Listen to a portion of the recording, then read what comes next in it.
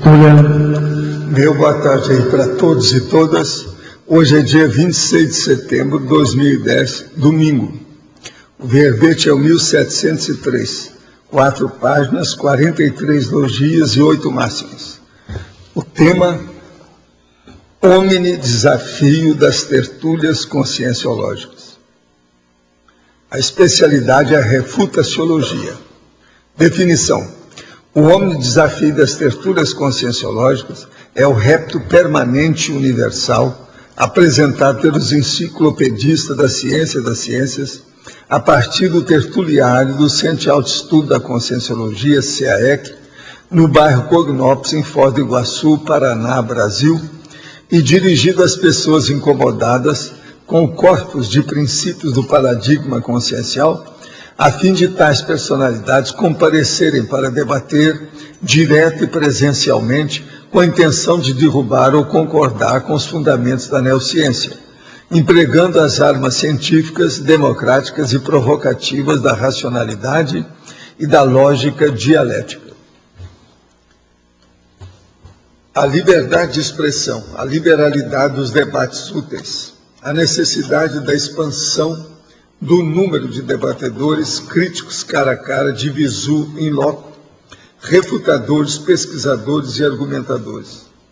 O ato de espicaçar cosmoeticamente o mental soma dos pesquisadores em geral. O ato moderno de turbinar a cachola. A demanda pelo possível, o verossímil e a verdade relativa de ponta, neo-verpom prioritária. O posicionamento de não se fazer média com os outros, mas de falar as verdades relativas de ponta mais difíceis. Eu li apenas um pedaço aí do parágrafo da fatologia. Agora, na remissiologia, nós temos 15 itens, entre os quais corpus da conscienciologia, direção megafocal, mega desafio do intermissivista, triatleta conscienciológico e verdade prioritária. Frase enfática. Nenhuma consciência evolui até deixar de renascer nessa dimensão humana sem pesquisar a si mesma e o cosmos. Por isso, toda consciência é ou há de ser pesquisadora e refutadora. Como encara você, leitor ou leitora, o homem de desafio das tertúlias conscienciológicas? Você é tertuliano ou teletertuliano?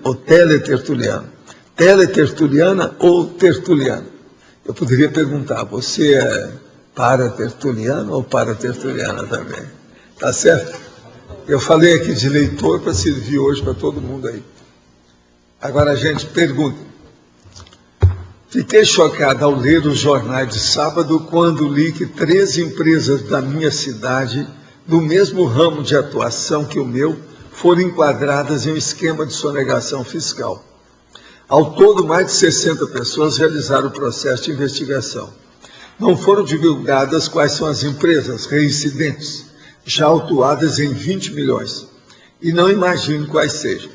Acredito que enfrentaremos dia difícil com pessoas pensando que estão envolvidas no esquema. O que fazer? Olha, o problema é que o Mensalão criou escola, e a matriz está em Brasília. A sua cidade, você sabe que saiu daí, não tem nada a ver conosco, não é outra cidade. A sua cidade é uma filial do Mensalão, né? O Brasil foi instalado a partir do Conselho Federativo, instalado a matriz em Brasília. O Mensalão está aí.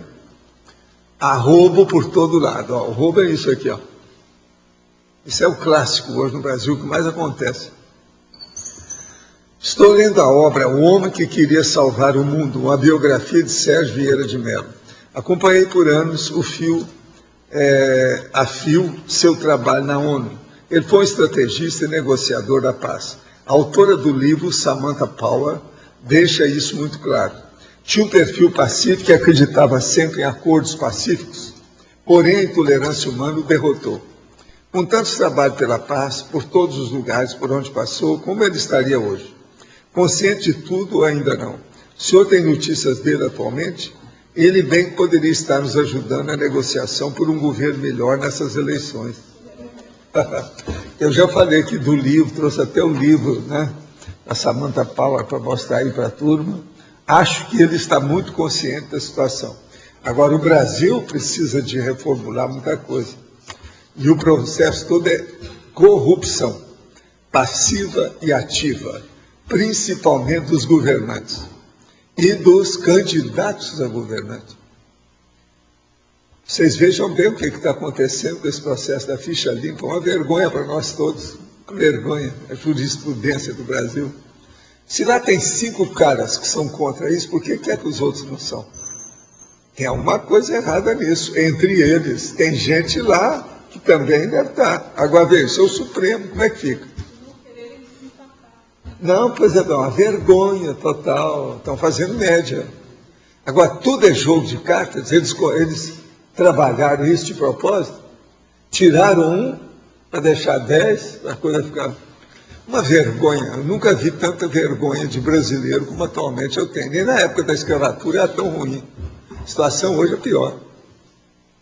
Porque a escravatura, pelo menos, era um crime óbvio, objetivo, na cara de todo mundo. Esse aí não, tudo é escondido. Até a jurisprudência, quer dizer, é uma vergonha. Por que a evolução é necessária na forma que se apresenta para nós?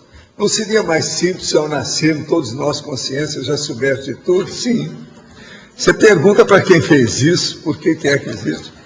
Por que temos que passar por todos esses níveis de aprendizado? Tenho amigos materialistas que dizem que tudo isso é ilusão e a memória celular nos induz a essas experiências extrafísicas. Poderia aprofundar mais sobre esse assunto?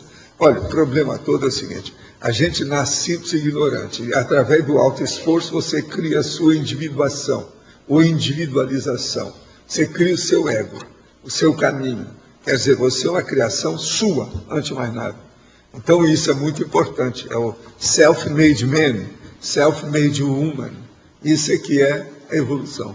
Eu acho isso o máximo. É muito bom. Agora, se você quer saber outras hipóteses, outras possibilidades, vamos evoluir e chegar a consciência livre para a gente começar a ter alguma ideia. Por enquanto, a gente não tem nenhuma por aqui. Para melhorar isso aí, o processo é alto esforço, é o que a gente fala aqui, o que a Conscienciologia diz. O mais, nós não temos outros recursos.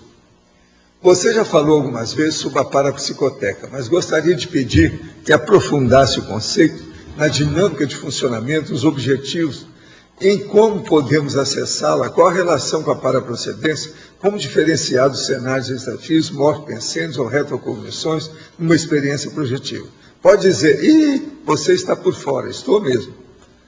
É uma nossa amiga que está perguntando isso aí. O problema todo é o seguinte, a parapsicoteca, ela existe em determinadas comunidades avançadas para a consciência que vai lá pesquisar, ter uma noção mais panorâmica, cosmovisiológica, dos seus defeitos ultrafares e das suas virtudes ultrafores.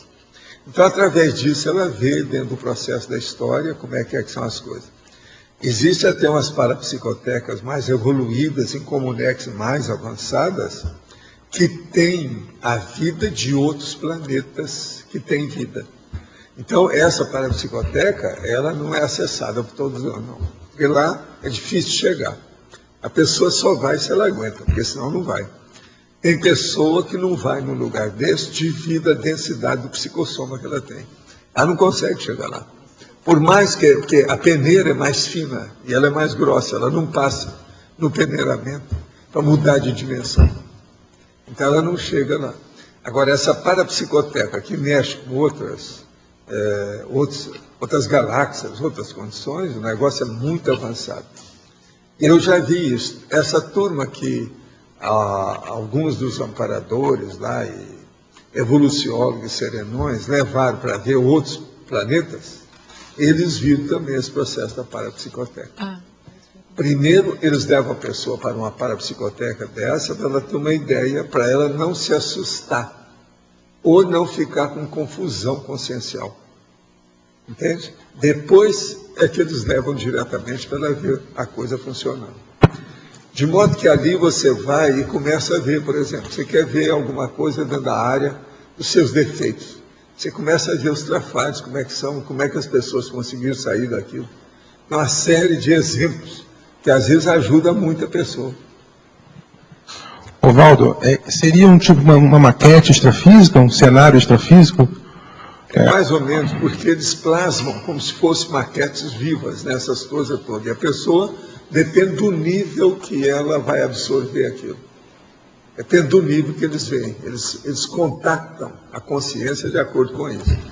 Tem muito elemento aí mais avançado. E outra coisa, isso é muito superior às bobagens todas que nós temos, física, inclusive cibernética, computação, essas coisas todas. O negócio é muito mais avançado. Por exemplo, a IEC estuda isso. No caso da Rosselane, ela passou para a psicoteca, não? Ela era muito fraca, ela viu alguma coisinha superficial. Tá. Mas não dá, ela está muito envolvida da coisa. Mas eles deram aquilo que chocasse para ela pensar, e chocou. Ela começa falando, eu vou viver num corpo de homem? Quer dizer, é um processo sério. Aquilo já foi um choque enorme. Professor, no interlúdio tem a parapsicoteca? Hein? No interlúdio tem a parapsicoteca? Não, até agora que eu saiba, até a última vez que eu estive lá, eu perguntei isso. Não tinha, não. Ela ainda está sentando certas coisas. E ela está com muito contato. A Comunex está com muito contato conosco, com a parte física humana. Mas isso aí é problemático dentro da situação. Eu não sei como é que é. Eles têm critério para isso. Eu não entendo. Agora pensa bem nisso que eu estou falando, a parapsicoteca que mexe com outros planetas. Eu raramente toco nesse assunto aqui. Pois é. Agora, gente, eu estou aqui com o último romance de Balzac, do Geraldo Sarno, da cinética. Agora, quem falou aqui foi o Francis Faulkner dos Reis, é o homem que escreveu. Ele está falando sobre o documentário do Geraldo Sarno, o último romance de Balzac. É possível que o último romance de Balzac seja mesmo um filme desengonçado, sem grande apuro formal e com alguns trechos simulando cinema mudo, que podem ser risíveis, menos porque são ridículos, não são.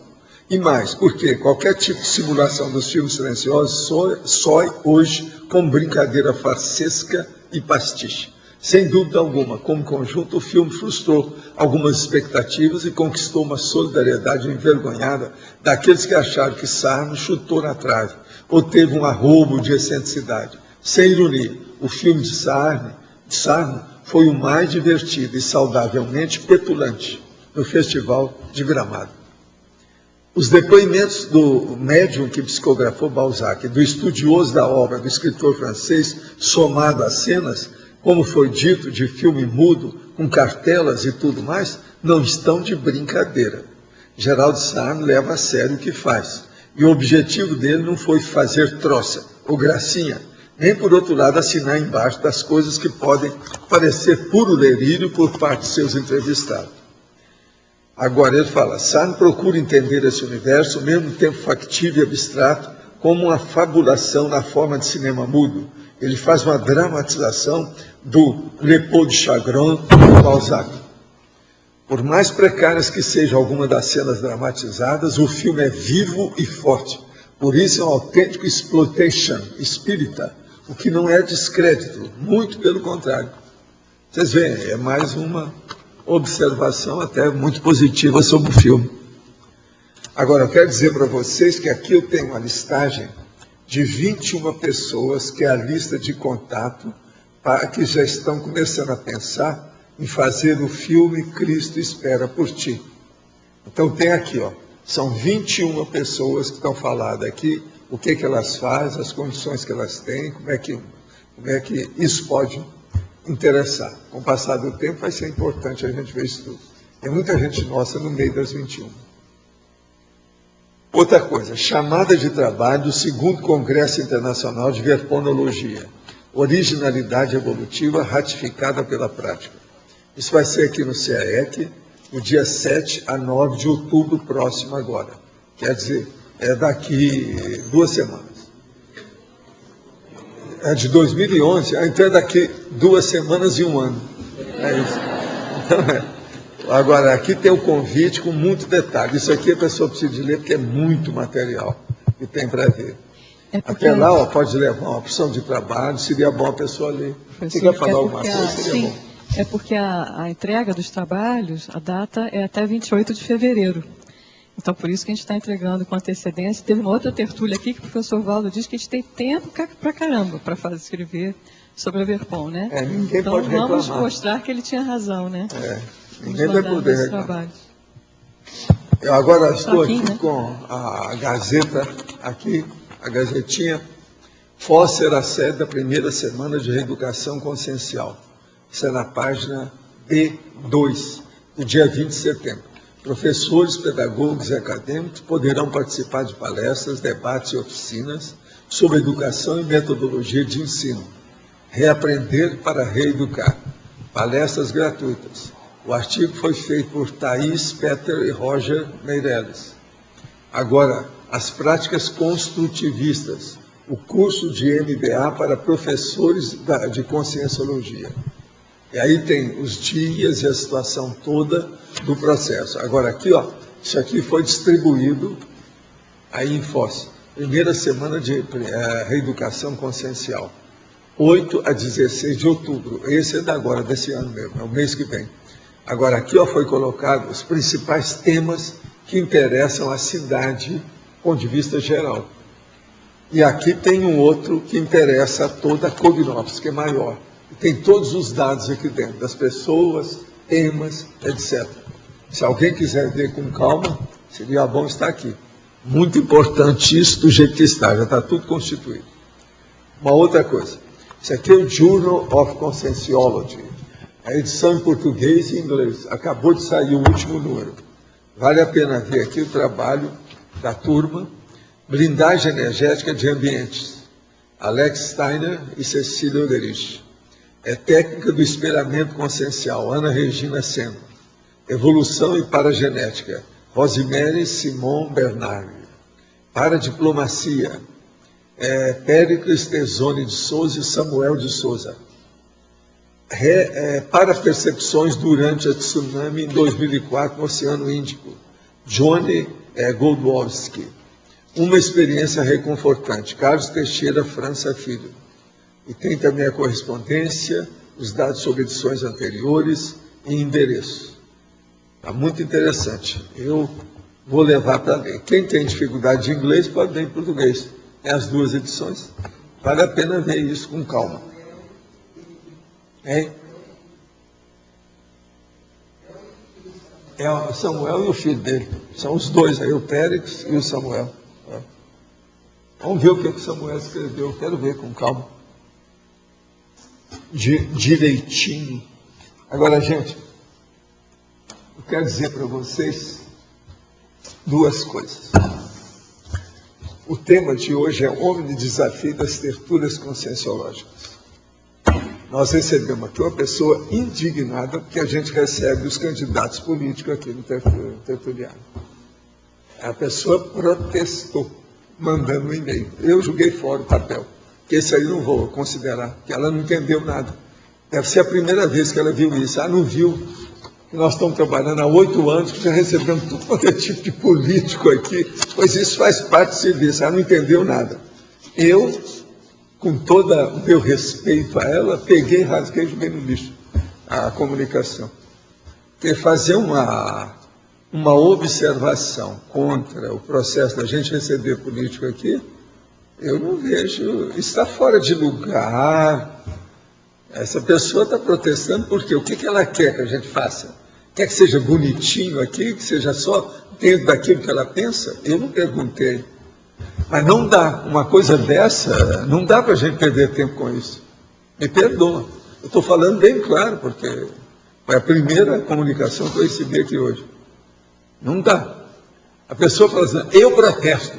Acabou desse jeito, falando lá, escreveu o nome, tudo.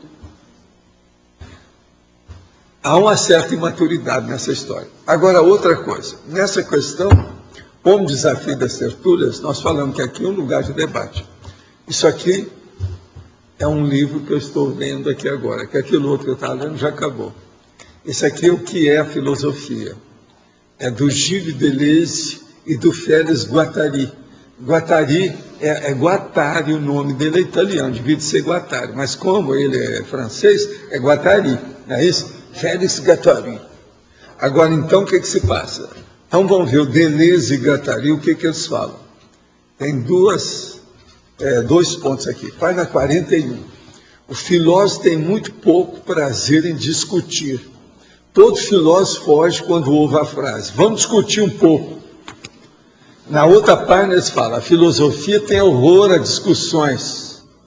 Ela tem mais que fazer. O debate lhe é insuportável. Então eu digo, é assim mesmo a filosofia real hoje? Quer dizer, eles não debatem, não discutem? O que você acha, você que já estudou tanto isso? Eu estava esperando que aparecesse o Vaslavski aqui para perguntar. Pois é, você também, pega aí o microfone que eu quero ver sua opinião. Aí, Deleuze e Guattari. Eles estão falando... Eu não cuspi no texto, viu? Porque eu sou um cara educado. Mas eu achei isso aqui, eu não li tudo. Estão generalizando. A gente está defendendo isso aqui. Está generalizando, claro, isso não existe. Está generalizado parte, demais. Tem filósofo que é assim, tem filósofo que não é. O povo não pensava assim, não. Isso não é generalizado, é impossível. Pois é, mas agora veja, esses dois são boboca. É filósofo querer debater. Vem cá, esse Deleuze e esse Guattari, como é que é? É panela do mesmo saco Deleuze é francês, eu não conheço coisa. Eles são de ponta ou não? São de ponta? São? Agora ele fez alguma pesquisa para generalizar. Como é que você sai dessa? Você sabe, eu leio os textos, daí tem minhas ideias.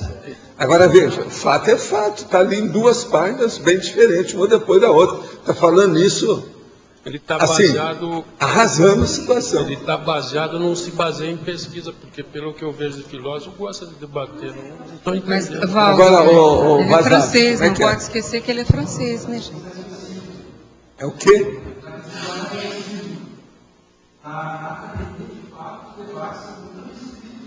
Olha, na minha terra existe uma coisa: ou você debate, discute, não interessa qual é a origem do processo, é o debate. Não interessa se é da academia, se é da universidade, se é extraterrestre, não interessa se é metafísica ou qualquer coisa, não interessa. Agora, falar que a filosofia não gosta de debater nem fazer nada, o que é? Eles são a prioristas? Primeira coisa, esses dois caras, o que eles são? Não, francês boboca. Francês boboca, seria isso? O Valdo, ele nunca... Primeira coisa, esse argumento que é o processo da ciência é aqui para eles. Essa não cola. Mas justamente na França que tem o café filosófico, eles discutem para... Então, o café filosófico, agora, o cara está falando bom. Tudo é na base de discussão. Quem é que discute mais a não ser francês? Me conta, esses caras são homossexuais? Hein? Eles são homossexuais, por acaso? Vocês conhecem eles? O Gilles Deleuze é homossexual? Não, são pessoas que às vezes gostam de fazer isso para fomentar a discussão. Eu não sei qual é o interesse aí. Pois é, quer chamar a atenção.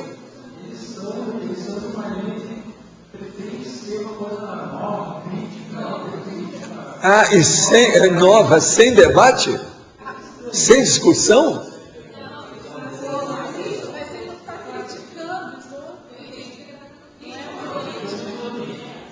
Gente, eu vou ler tudo de novo, vocês não estão entendendo nada. Eu achei que era uma Esse negócio, aqui, ó, né? quem traduziu é gente boa, o Bento Prado Júnior, Afonso Alonso Munhoz. Isso aqui está traduzido, está em português. Eu vou ler. O filósofo tem muito pouco prazer em discutir. Todo filósofo foge quando ouve a frase. 2 pontos. Vamos discutir um pouco. A outra.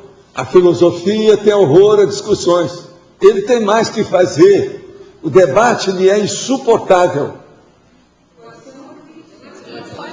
Defenda esses dois. Não, eu não vou Por isso que eu estou perguntando. São pessoas que às vezes querem aparecer. Eles são travestis ou qualquer coisa? Dentro da filosofia, eles são travestis? São bobos da corte? Estão fazendo o papel de clowns? São polichinelos? Pode ser que Não é uma crítica à filosofia e eu aos acho. filósofos? Porque já que eles são de ponta, Gente, no mínimo, vocês não podem entenderam estar o que se fazendo devia uma ter crítica. feito? Não, olha só. Mas deixa eu falar. eu não estou entendendo nada. Eu entendi porque eu não estou entendendo nada. Hein, professor Valdo? É porque assim, Aqui ó, o livro, estou até lendo com todo amor, e carinho, atenção.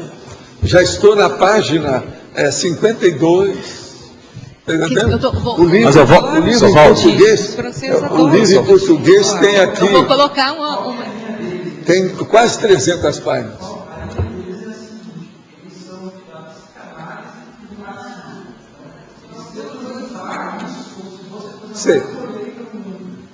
Sei. Marxismo é coisa de fóssil. Aqui, Marx hoje é fóssil para mim. É fazer exumação de cadáver. Eu não perco tempo. A gente não faz curativo em cadáver. Então é perda de tempo. Vocês acham que eu sou extremista a hora que eu falo? Não é execução. Eu topo toda discussão. É igualzinho o caso da moça. Como é que vocês deixam trazer candidato à eleição para falar aqui? Qual é o problema? Nós não somos democracia pura? Não estamos aí para debater? Agora, veio o filósofo também, 2 filósofos, juntaram 2. Eles são homossexuais? Coisa de família, a gente Parece não que pode não, entrar, é gente tá? boa, né? Valdo, Gente séria. Valdo é a opinião dele. É gente família. E se for Alto nível. Oi, Valdo. marxista dogmático, que Heterossexuais. se ele é marxista e dogmático, ele Agora, não quer discutir marxista com os já outros, era, só, né? só quer discutir dentro da linha marxista, são dogmáticos. Para mim, crítica Agora, ó, qualquer coisa, eu quero lembrar isso vocês também, que sim. esse livro tem na epígrafe. Se vocês querem ver o que é a fritura de ideias, leia o livro. Google que eu recebo, que é como se fosse um clipping, né? Assim, Valdo Vieira detona Lula e PT. Era a manchete. Mas isso é Valdo antigo. Vieira detona, Mas lá isso em já cima. tem quantos anos? Já vão para Mas 8 eles anos. mandam regularmente, eles Aqui, costumam mas mandar. isso já vão para 8 anos, não tem novidade nenhuma. Foi comigo. naquelas tertúlias lá de cima ainda. Agora, para aquela pessoa que acha que não deve vir político aqui, candidato político, olha, Pois você faz a crítica do mesmo jeito Não, que e outra convida o coisa, político. já tiraram a foto Lula com projeciologia na mão. Já tem essa Tem isso foto. tudo também, eu já vi, mas é que ele não lê, ele não abre livro. Então eu estou a salvo. Eu estou a salvo. Você pode dar quantos livros queira, porque nem abre. Então é o máximo. Ele nem abre para mim. Eu, para mim, ele não sabe nem abrir um livro. Se der um livro fechado, ele não vai saber abrir, porque ele nunca mexeu com isso.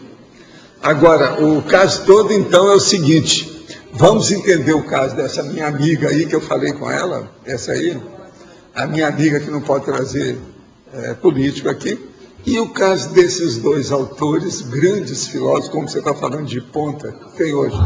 Vê se vocês entendem esse povo e me fala depois que eu sou um cara curto, eu não entendo essas coisas. Essas 2 reações eu não entendi absolutamente nada. E outra coisa, é tudo sobre o tema de hoje. Homem de desafio das tertúlias conscienciológicas. Leia bem o que está na fatologia, que está falando isso tudo aí. Valdo, se a filosofia nasceu da dialética, principalmente na Grécia, que era só A discussão. dialética para ele Na não é França- discussão. Na França só A tinha dialética discussão. deve ser o quê? Conversa de padrinhos. Agora, se eles Aí- academicamente não discutem, problema deles. Agora, lá na França tem bistrô, Mas não até- discute por amor discute até demais. excessivo. Pode discutir, pode... Aqui, ó. Ela está falando certo, eles falam sozinho, quer dizer, igual papagaio. Eles estão fascinados com a própria voz.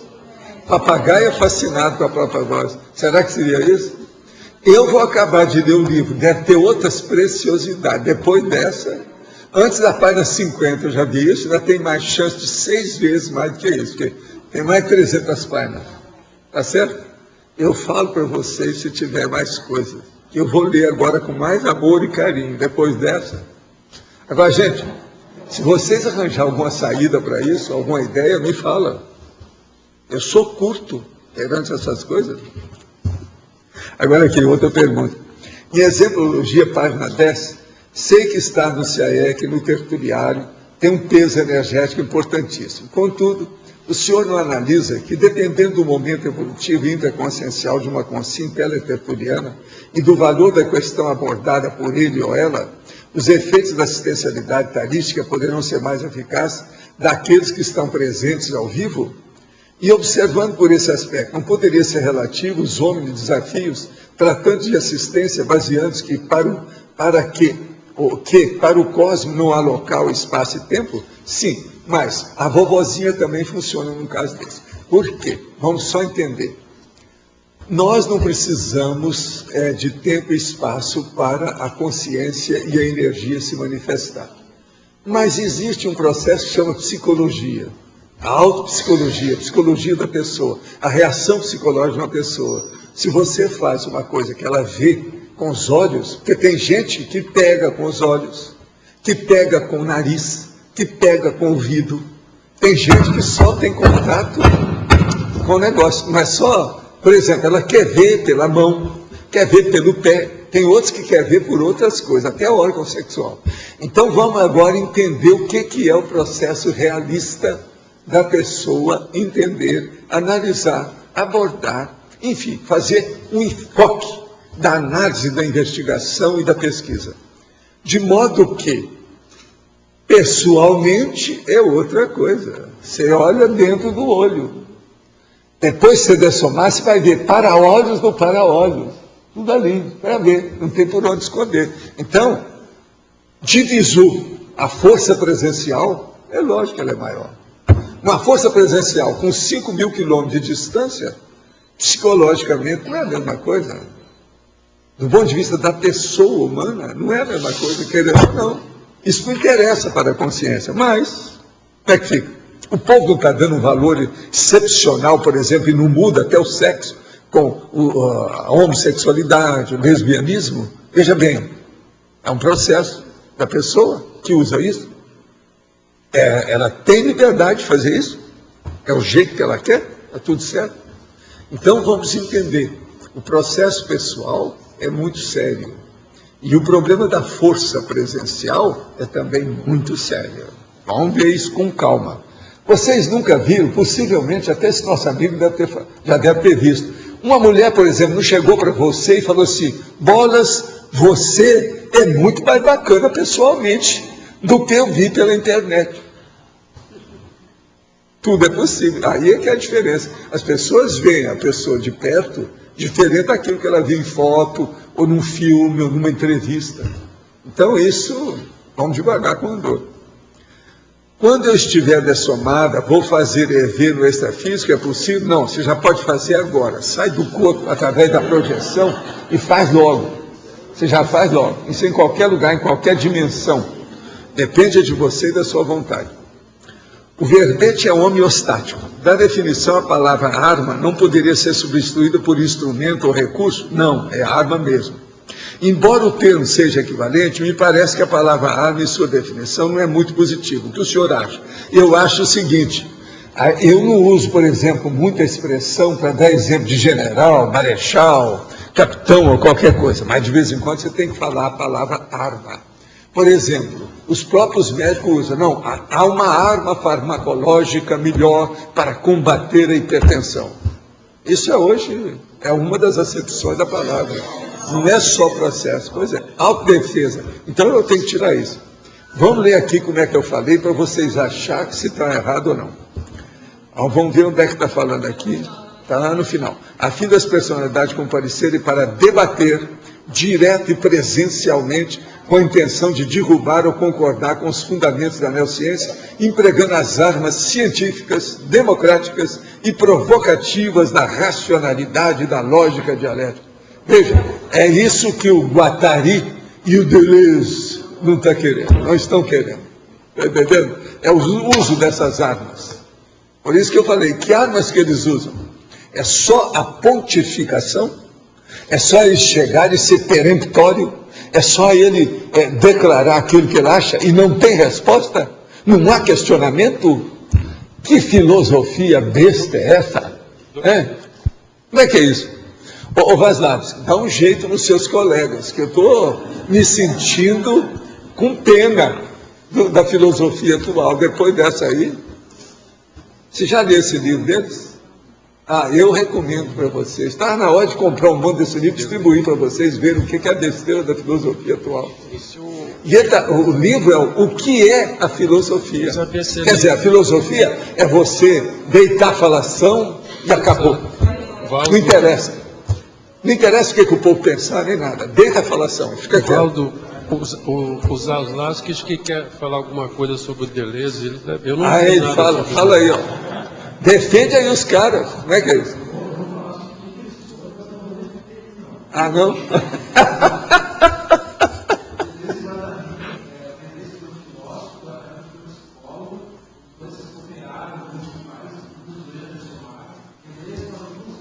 Ah, já dessomaram? Vou ver se encontro com esses caras. Vamos dar um jeito disso aí. Assim é mais fácil.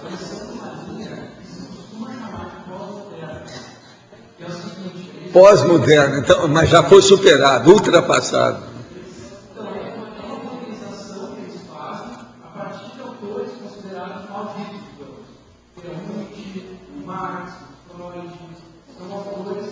É.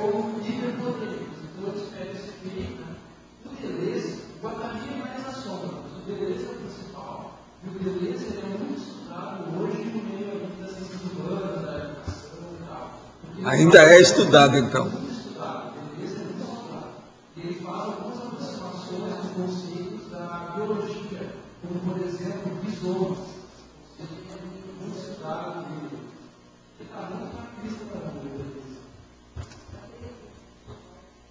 Ele era materialista?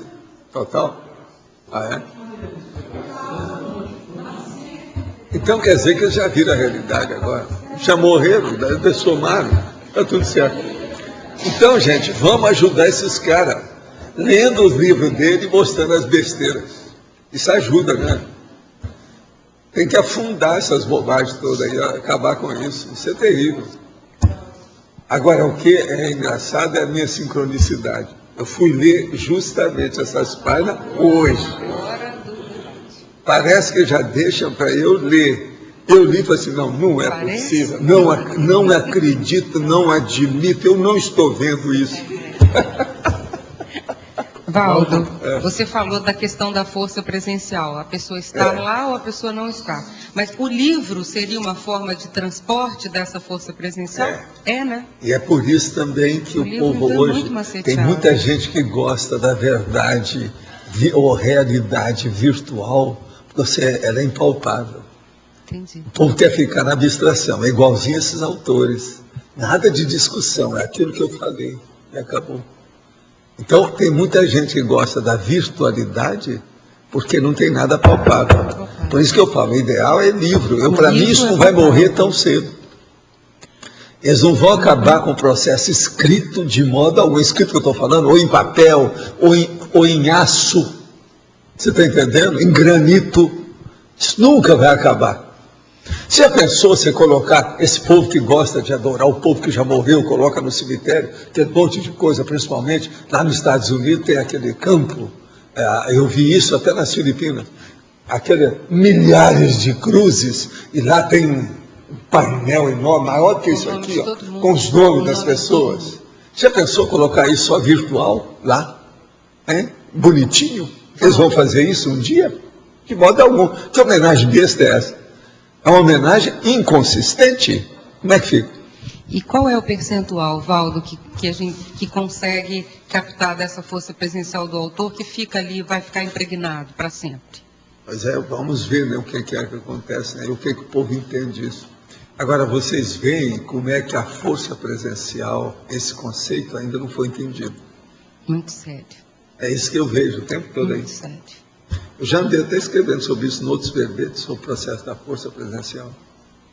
Agora veja, tudo é também a ausência da extrafisicologia, do parapsiquismo, da paraperceptibilidade. Agora, o livro, que é uma coisa, um objeto material, ele vai funcionar aqui como uma espécie de um GPS em qualquer dimensão. Mas vocês já pensaram, eu chego aqui e falo assim, eu sou materialista e falo, o negócio é esse, acabou. Essa é a minha verdade absoluta. É isso que esses caras querem dizer com a filosofia? Quer dizer, não se entende. Está totalmente desconjuntada a ideia. Está errado. Valdo, vamos supor tá ilógico, que irracional. eles tenham, vamos supor que no extrafísico agora eles tenham a oportunidade de mudar de ponto de vista. O fato deles terem deixado esse livro com essas informações, ratificando ainda mais o materialismo, e as pessoas evocando, é muito ruim, né, para eles. Muito ruim, não. sentido. O processo é interprisão, grupo Kármico. Eles vão querer estragar o livro de todo jeito. Por exemplo, se a gente vê que o livro pegou fogo, é porque eles devem estar Eles combatendo mesmos o livro. incendiaram. Ah, estou entendendo. Você está entendendo? Às vezes tem disso. Agora, Valdo, não aconteceu isso com o Balzac. O Balzac não se posicionou como um Balzac materialista nunca nos teve livros. essas coisas. Outra coisa, Balzac tem muita coisa positiva, né? Muito séria. Ele clareou o processo da sociedade de um modo absurdo da época. E outra coisa, em Paris, que era o principal ponto chocante que havia na época, a situação era precária. Ô, professor Valdo. Ou seja, que nem Allan Kardec não aguentou Paris. Eu ia perguntar para ele, Professor, deve mas ter uma eles, causa. eles não estão defendendo isso, eles estão criticando isso. Você já leu o livro? Você não Não. leu o livro. Então vai ler, depois nós conversamos, tá certo? Não faça o negócio, você vai ficar pior que eles. Chutar antes não dá. Isso aí não dá certo. Tem que esperar. Valdo, é bom, é um grupo que deve ser um grupo de filósofos aí que não querem discutir, mas precisa fazer uma pesquisa para ver o porquê também, eu não sei. Eu estou supondo... Quer dizer, não está discutindo por quê. Agora vamos falar Eu estou por quê. supondo Por quê? porque é Porque eles são dogmatismo. frágeis, são fracos, tíbios, débeis. A verdade é essa. O cara não tem testosterona. Por isso que eu perguntei, como é que é esse cara? Por isso que eu perguntei, falta testosterona nisso. Se o cara tem medo de debate público, o que é isso? Filósofo? Eu nunca vi uma coisa dessa. Motivo, mas... Você já leu algum livro, algum texto de filósofo que tivesse falado uma coisa dessa? Não, nunca vi. Eu também não. Deve Você já leu? Olha lá, você também, São você nunca algum- viu, eu nunca vi. Um desses contemporâneos, algum grupo que é assim, porque eu nunca vi isso. De modo que não é fácil, né? A abertura foi feita para debate. Professor, aqui ó. Eu baixei esse livro aqui, ele está disponível para download. E tem uma frase que ele coloca na sequência aqui que eu acho que define a situação. Ele diz assim, ó, as discussões, o mínimo que se pode dizer é que elas não fariam avançar o trabalho, já que os interlocutores nunca falam da mesma coisa. E aí ele está procede. lá, está perto, ele está falando isso antes. Porque não deixa dúvida que é o que eles estão defendendo Fala da mesmo. mesma coisa. E tem um negócio agora que você pode perguntar para eles aí. E o consenso não aparece nunca? Bobagem isso. Vocês estão vendo como é que falta inteligência nesse povo? Umas bobagens, você fala na hora, por exemplo. Isso aí, está faltando consenso. Quer dizer que nunca há consenso para nada?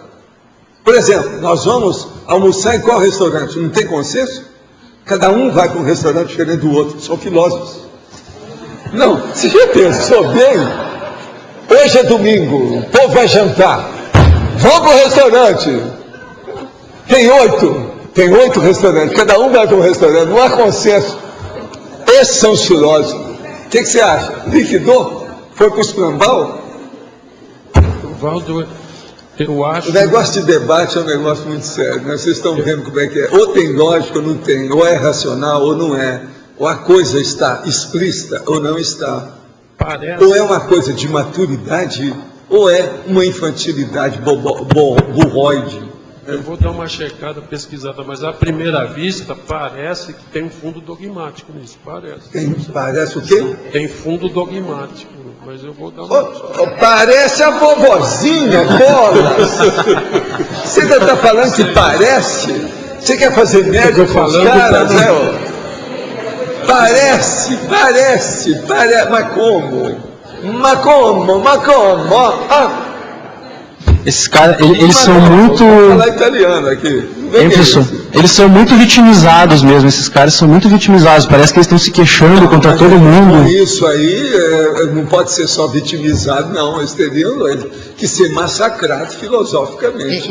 Eles debatem com Lacan, que é outro universo. Não, Lacan esse outro é universo. Lacan é perturbado, Vão comer em 3 Nietzsche era restaurantes doente. mesmo. Isso aí eu não entro. Por isso que eu estou perguntando esses dois que eu não conheço. Eu sabia que Lacan estava no meio disso. Com Lacan eles debatem. Porque é o mesmo universo de rodar em volta de si mesmo. Agora aqui outra pergunta. Desde jovem tem em determinados dias da semana algum fato projetivo. Hoje, com 23 anos, o que tenho observado que nessas projeções nunca vi o meu soma. Sempre apareço como em uma espécie de educandário, algo assim, ou visita em lugar de ensino ou pesquisa. Nunca tive uma experiência de auxílio ao próximo. Minha pergunta é por que não consigo ver a decolagem do psicossoma? Porque sempre acontece em fator de pesquisa nas visitas. Olha, tudo indica que você está numa fase de preparação. Comece a fazer mais assistência aos outros que você vai melhorar as projeções, a assistência extrafísica e a paraperceptibilidade. Aumenta, intensifica o esclarecimento, a tares, clareia as coisas. A ciência sabe que o universo está em expansão. Pergunta ao senhor, quem é o responsável pela expansão do universo? Seria a consciência? O que existe na interface entre o universo e o não universo? Olha, isso aí é o primo pensene. Quando é que foi que apareceu o primeiro pensene do cosmos? É isso aí que interessa. Então é a primeira causa, a inteligência suprema dessa história. Isso aí, ó, nem os serenões não se incomodam com isso. Não vou ser eu que vou incomodar. O que me interessa é cair fora disso aqui, arranjar uma dimensão melhor do que essa para morar, ou para viver, ou para existir. Boa tarde, professor. Nós da Sinvetes Rio de Janeiro gostaríamos de agradecer pelos livros doados. Os mesmos já se encontram disponíveis em nossa sala e faremos ótimo uso de todos. Muito obrigado pelo apoio dos senhores e de todos que vêm ajudando a concretização desse trabalho. Abraço. Voluntários Núcleo Asinvex do Rio de Janeiro. Então a turma já mandou, então os livros já receberam, tudo ok? É bom a turma que mandou ficar sabendo. Você ajudou a mandar os livros lá? Quem é que foi? É, né? Então tá. Professor, na página 9, na segunda linha, na fatologia, o senhor comenta a caravana das Herpons irrompendo pelo deserto das ideias e os cães vadios ladrando a passagem do show das neocognições. O senhor poderia clarear um pouco essa ideia? Não, isso aí é a linguagem libanesa, no caso é mais islâmica, que a caravana passa e os cães ladram. Está entendendo? Aqui é a mesma coisa. Então eu disse o seguinte, a caravana das Herpons irrompendo pelo deserto das ideias e os cães vadios ladrando a passagem do show das neocognições. Eles não admitem as novas ideias, eles são neofóbicos. Então a coisa vem desse jeito. Você vê, são esses caras que não admitem nem debate. Por quê? Eles não querem saber de ideia nova. Eles querem ficar com as ideias deles, que são as maiores do mundo, as verdades absolutas. São todos dogmatas. Dogmatas, está na cara. Agora então, veja, filósofos dogmatas. Você já tem dois aí para colocar. Lá nos seus estudos de filosofia, coloca 2 dogmatas, bem claro. Na sexta linha também, na página 8, na fatologia, o senhor comenta a busca do charme da erudição em favor de todos. O charme da erudição é isso. A hora que você começa a expor o negócio com mais profundidade, aparece o debate. O debate é charmoso, no caso, porque ele vai chegar a alguma conclusão temporária. Essa conclusão temporária é que é uma espécie, por exemplo, de consenso daquele momento evolutivo. Esse é que é o charme da verdade relativa de ponto. Mas eu estou querendo entender esse charme ainda que eu não... Mas é charme. É charme. Olha aqui, eu falei nesse negócio sobre os dois. Quantas pessoas já falaram?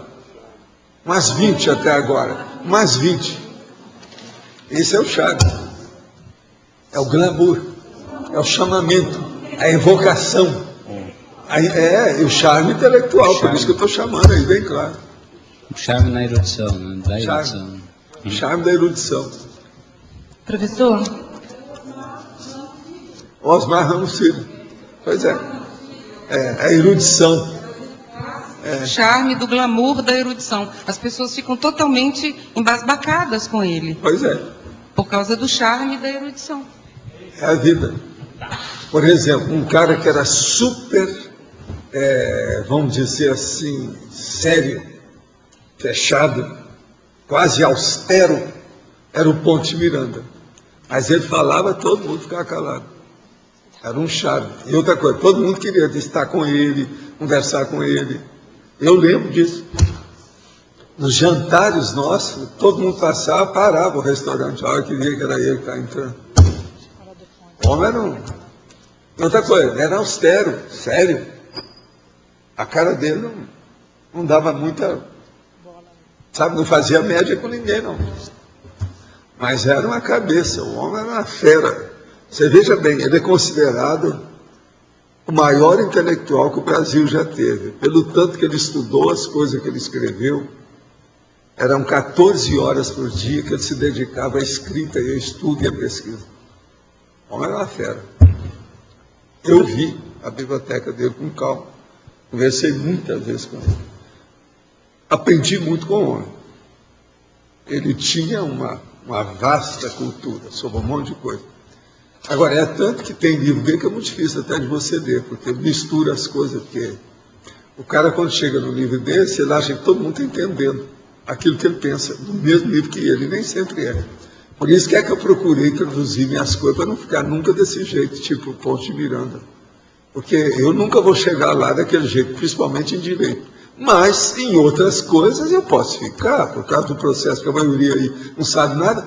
Em terra de cego, quem tem 1/4 de olho é rei. Então, veja, como eu já tenho alguma coisa de parapsiquismo, eu falo assim, não, nunca vou chegar nisso. Por isso é que eu comecei primeiro com a apostila, para chegar na enciclopédia. Então, o texto aqui, ó, é uma enciclopédia apostilhada, de propósito, para não ficar igual os livros do Ponte de Miranda. Que não dão. A porção deles, se eu for distribuir aqui, ninguém vai entender nada. A verdade é essa. Mesmo advogado, mesmo juiz, mesmo jurisconsulto de alto nível. O negócio não é fácil. Vamos ver aqui mais um. Sou filósofo e concordo com o senhor sobre a política, mas aí vocês receberiam os chamados fichas sujas, sabendo disso, para que eles também falem sobre sua proposta? Sim, por que não? Democracia é isso. Se não para mim, é porque aí tem critério? Sim. O critério nosso é o seguinte: vote naqueles que você já conhece. Para isso você tem que conhecer os bons e os maus, os corretos e incorretos, os honestos e os desonestos. Senão como é que é? Nós estamos aqui para isso. Outra coisa, eu quero lembrar para você aí que é filósofo, o CAEC, igual as instituições conscienciocêntricas, são apolíticas e apartidárias. Mas nós não somos burros. E daqui 10 dias nós estamos elegendo gente. Então é preciso a gente saber tudo que se passa. Eu quero te dizer que desde que eu faço tertúlia aqui, que faz 8 anos, nós já tivemos aqui de tudo quanto é tipo de representante de política, nesses anos todos. Inclusive falando até com a tela e etc. tal. Desde o prefeito, os vereadores, deputado estadual, deputado federal, todo mundo já esteve aqui comigo, até senador. A vida é essa. Agora, os critérios nossos é avaliar tudo para ficar com o melhor. Esse é o caminho, não é? Consigo instalar o EV normalmente, mas não tenho conseguido projeções lúcidas como boa parte das pessoas do CAEC relatam. Considero o processo importante para o autoconhecimento e o desenvolvimento assistencial, conforme já até falei com o professor pessoalmente. Será que existe a possibilidade de eu estar trancado por amparadores por algum outro tipo de impedimento? Não, o problema todo você tem que fazer deslanchar. Você mesmo tem que ver o que é que prende você. A base é sua. Pode ter um autoassédio nessa história. Verifica, nesses casos assim, a gente recomenda que a pessoa, em primeiro lugar, veja se você tem alguma paura, algum medo de alguma coisa. Isso, às vezes, é muito importante. Se tiver um medo, mesmo assim, aparentemente secundário, ele pode estar influindo na situação. Agora aqui, outra pessoa que está falando, deixa eu ver se é o mesmo. Não, é o mesmo filósofo que falou antes. Quanto às propostas de Deleuze e Guattari, veja uma aproximação interessante com o projeto de construção dos verbetes conscienciológicos. Como? Eles dois lançam para o público a discussão sobre a filosofia ser uma fábrica de conceitos. Esses como ferramentas para compreender a realidade. Não é isso nas tertúlias em torno das discussões do verbete? Sim. Mas veja, nós não somos contra debate, nós queremos o debate para a pessoa. Por exemplo, Tudo que eles me falam que faz heterocrítica sobre o meu texto, eu pondero, vejo, aceito quando o negócio está pertinente, de acordo com o critério, o estilo da enciclopédia, seja de onde aparecer. E eu agradeço muito essas críticas o tempo todo. Você sabe disso. Então o problema aqui é esse. Agora veja, eu não estou vendo relação de uma coisa com outra, vocês veem? Deleuze e Guattari, que isso aqui, eu não estou vendo. O problema é o seguinte: o que é uma tertúlia? Até do ponto de vista que a gente fala. É bom a gente ler aqui, ó, olha a etimologia. Viu? Olha a etimologia, o que é que está falando aqui. Nossa, aqui está falando o seguinte, um pedaço da etimologia que eu vou ler. O termo tertúlia procede do idioma espanhol tertúlia, reunião de gente para discutir ou conversar. Apareceu no idioma espanhol em 1630, surgiu no idioma português no século XIX. Tertúlia é isso. Agora, muito engraçado, veja bem. Discutir ou conversar. Quer dizer, na sua filosofia não tem tertúlia. Segundo Deleuze e Guattari. Na sua tem, né? É só na deles, então. Valdo, o Deleuze está bem encaixado aqui na crescendologia, né? O Deleuze lá. O crescendo omissão deficitária em ter prisão grupo kármica. Ah, sim. Encaixa direitinho. Agora, vamos pensar bem do homem que ele já dessomou, né? Vamos lá. Quem dessoma vira santo, não é isso? No cemitério, na morgue, né? No necrotério. Valdo, mas existe sempre essa gente que tem uma resistência contra o debate. Isso aí sempre tem um fundo, de dogmático, quase sempre, né? Em geral, independente do Deleuze aí, porque a pessoa que não quer debater, ela... Agora veja, esses caras querem o seguinte: eu finjo que você está certo, e você finge que eu estou certo. Aí a gente sai bem. Muita gente é assim. O processo todo é esse. Eu rasgo seda para você, você rasga seda para mim. Então, um ajuda o outro. Isso é muito comum dentro da filosofia. Entende? Outra coisa, muito esquisito os dois se juntarem para ter essa coparceria falando ao mesmo tempo. Quer dizer, eles querem dar peso para o livro. Muito sério. Mas então, Adélio... Novamente na página 9, na fatologia, na quinta linha de baixo para cima, os desafios conscienciológicos dirigidos diretamente aos profitentes das religiões. Depois vem das práticas da TENEPS e da UFEX, né? Nesse caso, o reforço dirigidos diretamente aos profitentes das religiões. O reforço... Uma pessoa que começa a praticar TENEPS e começa a entender aquilo que tem, ela descarta todo tipo de religião e seita. Não daria para dizer que se a pessoa já começa a estudar conscienciologia, ela já está descartando, ou ela já deveria... Nem sempre. Tem gente que entra e quer fazer negocinho com a carismática, com a sessão de desobsessão, com o diabo a quatro que tem por aí afora, com a Umbanda, o terreiro. Todo dia eu recebo gente aí que fala isso. Por isso a dificuldade... Aí eu falo, não coloque um pé num barco e outro pé no outro barco. Aí você vai afundar e os dois barcos também. Por isso a dificuldade da pessoa voluntariar ainda está com um pé num barco. Sei, mas isso geralmente é no início que a pessoa está pensando. Lá pelas tantas ela define, ou contra a conscienciologia ou a favor. O negócio é pega ou larga, ela tem que definir.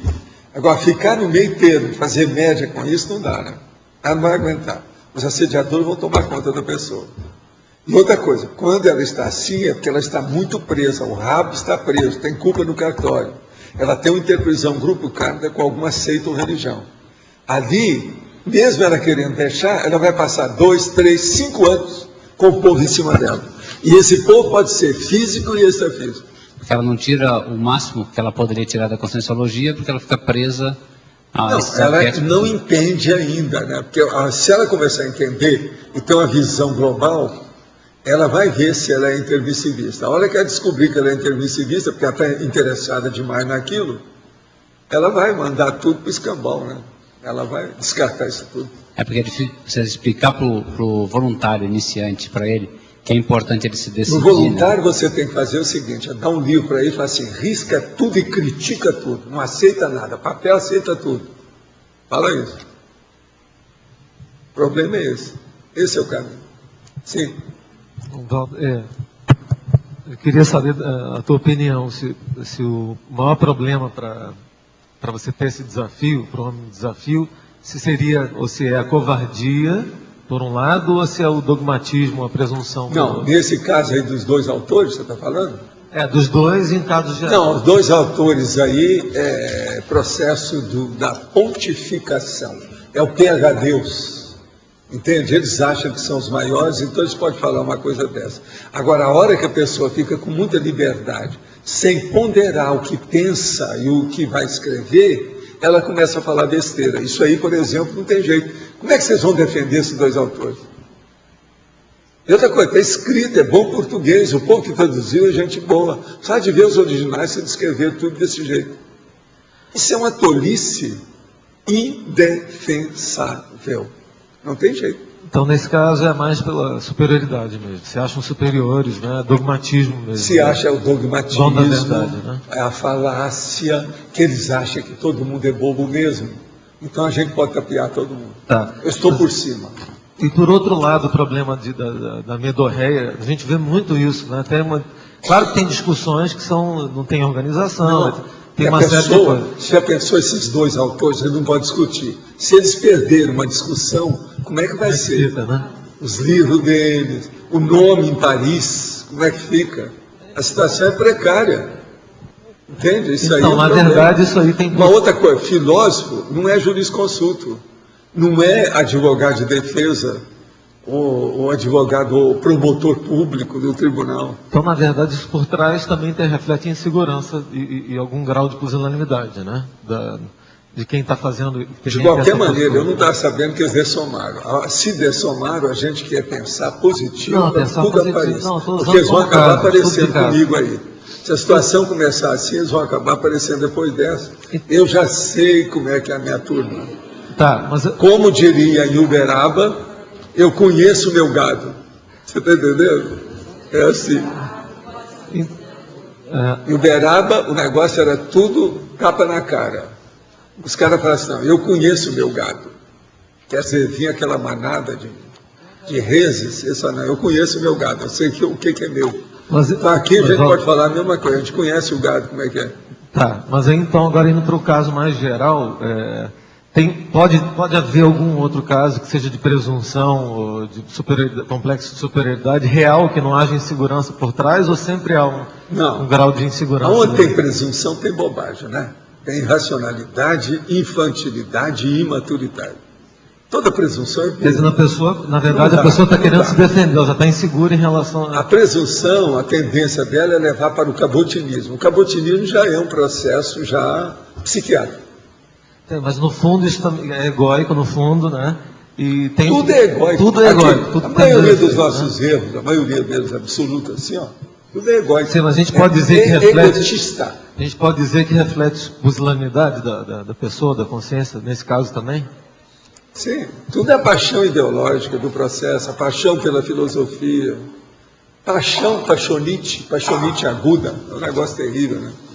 Torra tudo, joga a pessoa na sarjeta, acaba com tudo, é difícil. Pode falar. Paulo, aqui na página 8, Fatologia, segunda linha, você fala a liberalidade dos debates úteis. Você pode falar um pouco mais sobre isso? A liberalidade dos debates úteis. É justamente o que nós estamos mostrando aqui. Vocês acham que os nossos debates são úteis? Primeira coisa é essa. Outra coisa, vocês acham que nós temos liberdade de manifestação aqui no territoriário? Então o problema todo é esse. Todo dia a gente põe à prova isso, os processos da nossa eleição, ou a pessoa falar à vontade, como é que fica isso? Tudo é liberalidade. Valdo, a liberdade de expressão sem debate é que é o processo, que é um risco muito grande, né? Que autores, assim, acabam entrando num monólogo Pois mental, então, não é isso. E a pessoa que é encantada com a própria voz. É o Chaves. Passou 4 horas, está passando 4 horas por dia na televisão às vezes 9, para a próxima eleição. E ele não é candidato, não. Outra coisa, ele está vendendo até eletrodoméstico na televisão. Isso é o Chaves. Gatão não, e a roupa dele também. Ele parece, sabe quem é que ele me lembra? Depois, há quantos anos que eu não vi ninguém igual. Mas parece muito, de uma maneira mais séria. Chacrinha. Lembra assim. Vocês já notaram? A roupa, certas coisas que ele aparece, deu Chacrinha moderno. Perfeito. Chacrinha. Quer dizer, que essa... Daqui a pouco ele vai falar, quem quer banana? Quem quer banana? Quem quer abacaxi? Vai para o trono, bacalhau! E jogava o bacalhau assim, ó, para a turma que estava lá, o plenário. Essa liberdade de expressão, então, sem debate, ela é um risco muito grande, né?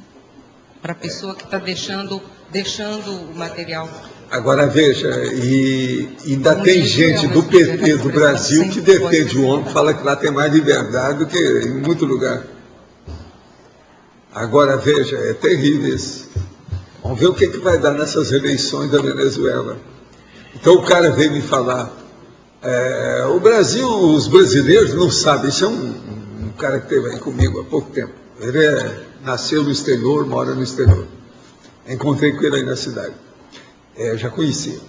Então ele virou para mim e falou assim, os brasileiros não sabem votar, né, Valdo? Eu falei assim, isso é uma coisa relativa. Eu acho que os venezuelanos são piores. Ele falou assim, é uma coisa mesmo séria, isso que você falou. Ele virou para mim, é uma coisa séria isso aí que você falou. Por exemplo, da Bolívia você não pode falar nada. E a Bolívia tem em cultura, o apedeutismo, etc. A Venezuela já não é. Vocês viram que tem gente de cultura, olha o Baez que teve aqui. O negócio é sério. Então você não pode falar de brasileiro, primeiro tem que ver a Venezuela. Entende? Vamos devagar com isso. Deve ter outros lugares piores assim, né? O negócio é ver. Esse negócio de eleição é coisa séria. Val, eu estava lembrando aqui do Popper. Ele fala o seguinte, toda teoria que explica tudo no campo dela é dogmática. E deu 2 exemplos, a psicanálise e o marxismo. São os dois que eles defendem. Que explica tudo no campo, tudo, e eles não vão aceitar debate. Mas todos os dois já estão agora fossilizados, né? São 2 linhas de conhecimento. Mas tem outros, ele deu esses 2, mas tem outros também. Agora, explicar tudo é um negócio brabo, né? É muita pretensão. É a mega pretensão. Valdo, esse padrão, na letra do Magister Dix, daquela pessoa que não aceita a refutação, ela poderia explicar um pouco a relação dessa pessoa dogmática com a Concener? O processo da Concener, tem tudo a ver? Não, a Concener pode chegar perto e tem aquele povo do passado que é mais forte ainda do que a pessoa que vem para dar força para ela. Então aquilo fica tudo um envolvimento assediador intelectual. Existe muita gente assim. Mas se a pessoa não quer discussão, ela está vampirizando a pessoa. Né? Se não tem debate, não tem. Não, aí vem a sem-possessão. Agora aí, por isso que precisa de estudar esses caras, como é que eles eram, se tinha sem-possessão. Eu já vi gente na universidade, você sabe. Eu trabalhei na universidade 18 anos. Então, tinha gente que ficava possesso, de tudo quanto é jeito. Eu ia para o banheiro para tirar os assediadores, levar comigo, para ver se melhorava. Professor, de várias épocas, de várias áreas. Da área da saúde, da área do direito, tudo isso eu vi. De tudo quanto é tipo. Então tem o processo intelectual, o assédio brabo, sério. Não se brinca com isso. Coisa muito séria. Por favor, me diga, qual é a melhor forma de eu programar um encontro extrafísico com um amigo? Primeira coisa, é amigo intrafísico ou extrafísico? Isso aí está mal contado. Se de ver o que quer que você quer. É pessoa equilibrada ou doente? Tudo isso tem que ver, né? Vai devagar com o andor. Pensa bem antes de fazer isso aí. Você não explicou bem. Está muito escuro. Em parapercepciologia, só se der por banca quem tem competência. Não brinque com essas coisas, porque pode dar uma semi-possessão. A irmã de um amigo meu tentou suicídio pulando de uma ponte há alguns dias, mas mesmo assim sobreviveu. O irmão da mesma me pediu para falar com ela um pouco, dar uma assistência, mas estou sentindo dificuldade na abordagem. O que falar numa situação dessa? Me recomenda algum livro que possa servir de ajuda. Olha, o caso aí é o seguinte, fala com ela que ninguém morre e arranja uma série de fatos para mostrar que ninguém morre.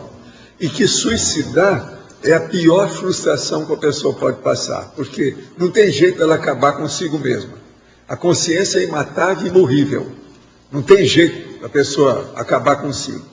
Então ela tem que enfrentar a si própria.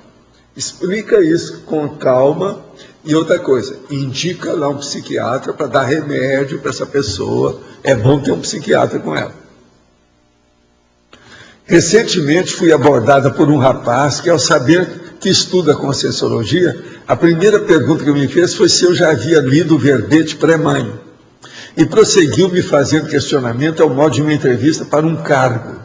O professor poderia comentar o modo Cosmoete lidar com essa questão? Está danado isso aí, não é? O problema todo é o seguinte, abençoa a pessoa e procura dar um exemplo bom de cosmoética. Esse é o caminho. Não tem outro jeito, não.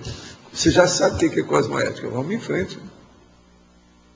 E quando a pessoa decide deixar a religião e ficar só na conscienciologia, qual seria a melhor atitude para afastar as consciências do processo da religião? É cortar, em primeiro lugar, os bagulhos energéticos que ligavam a pessoa a essa seita ou a essa religião. Tem que eliminar isso, porque através disso e das energias, eles vão entrar dentro do holopensene da pessoa, continua entrando. Isso é intrusão, é o exopensene, isso é negativo. Então começa afastando tudo. Se a pessoa deixou, corta tudo isso, muda tudo, faz uma renovação. Isso é que nós chamamos de reciclagem a partir da raiz. Em Remissiologia, página 11, favor explicar um exemplo. Princípio da prioridade compulsória. Isso nós já temos um verbete, seria bom dar um verbete para essa pessoa aí. É bom você olhar o verbete que lá fala com mais detalhe. Quando é verbete, eu acho que não é possível explicar aqui, né? Nós já debatemos isso tudo. O verbete é bom, esse aí é sério. Princípio da prioridade compulsória. Não faz muito tempo que nós debatemos isso, não. Não, ela vai ver. Quando foi? Ah, foi?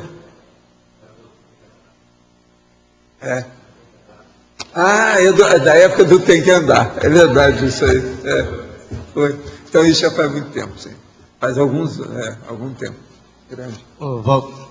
Sim. Aqui, ó. Eu aqui na... Vocês têm mais gente para falar, mas... Então, eu estava perguntando aquilo da covardia, porque eu acho que tem muita gente na sociedade, né?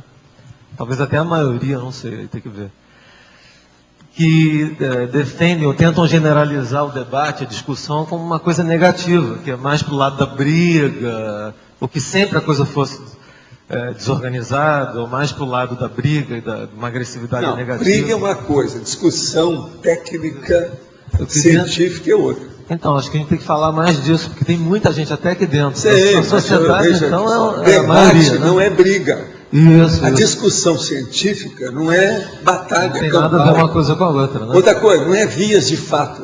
Vamos entender, ninguém está dando soco no outro. Não é nem Câmara de Vereadores, nem Assembleia do Senado, nem Assembleia do Deputado estaduais ou federais. Lá é que eles brigam de soco. Aqui não. É um debate civilizado, etc. Tal. Ninguém nunca deu soco aqui dentro do tertuliário. Agora, então, eu vejo isso, né? E é tipo uma doença, isso, uma praga, né? E a pessoa se defende com aquela covardia atrás da generalização, né? Como se aquilo ali fosse uma argumentação válida. Eu vejo isso muito acontecer, né? Demais, né? Então a pessoa não aguenta ficar no lugar, até quando não é com ela, né? Sim. Se sente Mas como se olha, estivesse no meio de uma briga. refutaciologia é uma coisa. Agora, briga é outra coisa. Filme de ação, Sim, de guerra, é outra coisa. Exatamente.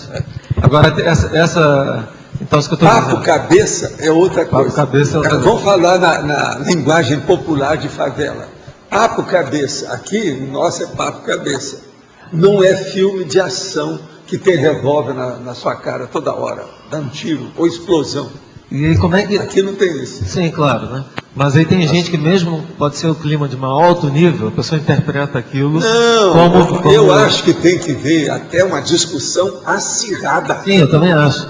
Tem que colocar energia para você debater, senão que eu quero debater com vocês. Então pode começar. Primeiro Adélio, agora depois você. Isso não é discussão. Não, então... Opa, vamos debater aí. O que é que você está querendo falar? Fala logo, Adélio. O que é? Quer dizer, o processo de testosterona. Debate tem que ter testosterona. Por isso que eu perguntei se esses dois eram homossexuais, juntos, sem nada. Né? Mas, Evaldo, o que parece que nesse caso, o Alexandre disse aqui que não, né? Que acha... Não, que não sabe. Que não sabe. Não, porque ele que é estudioso da... Seria bom a gente examinar a biografia Não, dele. desculpa, Alexandre, não Mas era... olha só, não tô era querendo fazer o caso piada, não.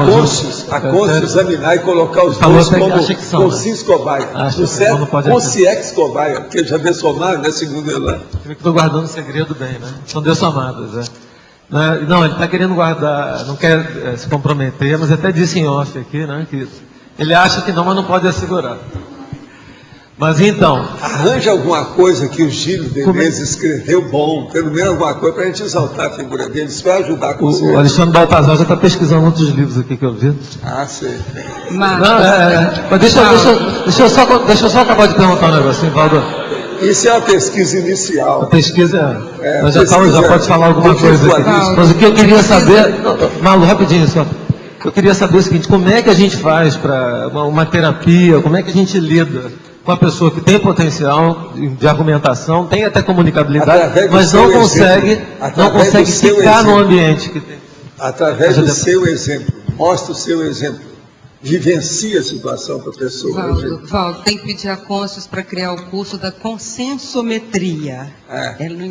Para levar esse povo todo para aprender a discutir e fazer consenso, não precisa brigar. Outra coisa, consensometria relativa. E outra coisa, consensometria ou consensualidade relativa.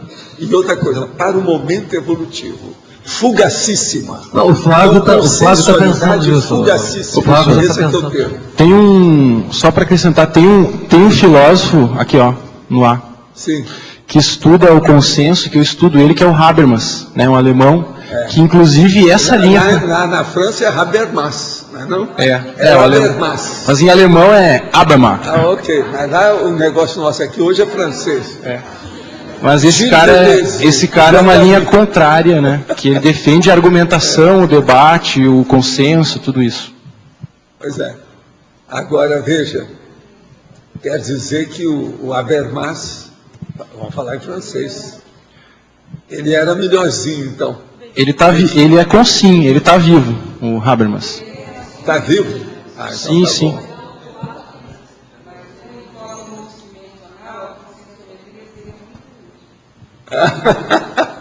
Eu estudei ele no mestrado e no doutorado, né? Eu tenho tese sobre ele, tudo. Eu tenho bastante coisa sobre ele já estudado. Eu já li alguma coisa dele também. Mas uma observação aqui na sinergismologia, no último sinergismo, o sinergismo das reflexões conjuntas sobre certa temática no mesmo espaço-tempo. Né? A enciclopédia hoje, cada verbete é extremamente discutido, aqui debatido, até o ponto, até o...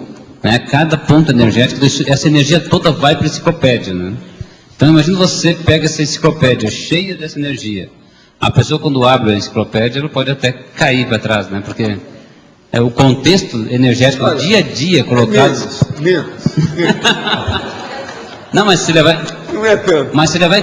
Não, um livro não é feito assim. Um livro, geralmente, é feito por um autor, muitas vezes. Aqui a gente debate, cada um exaustivamente. A nossa enciclopédia é uma antologia atualmente.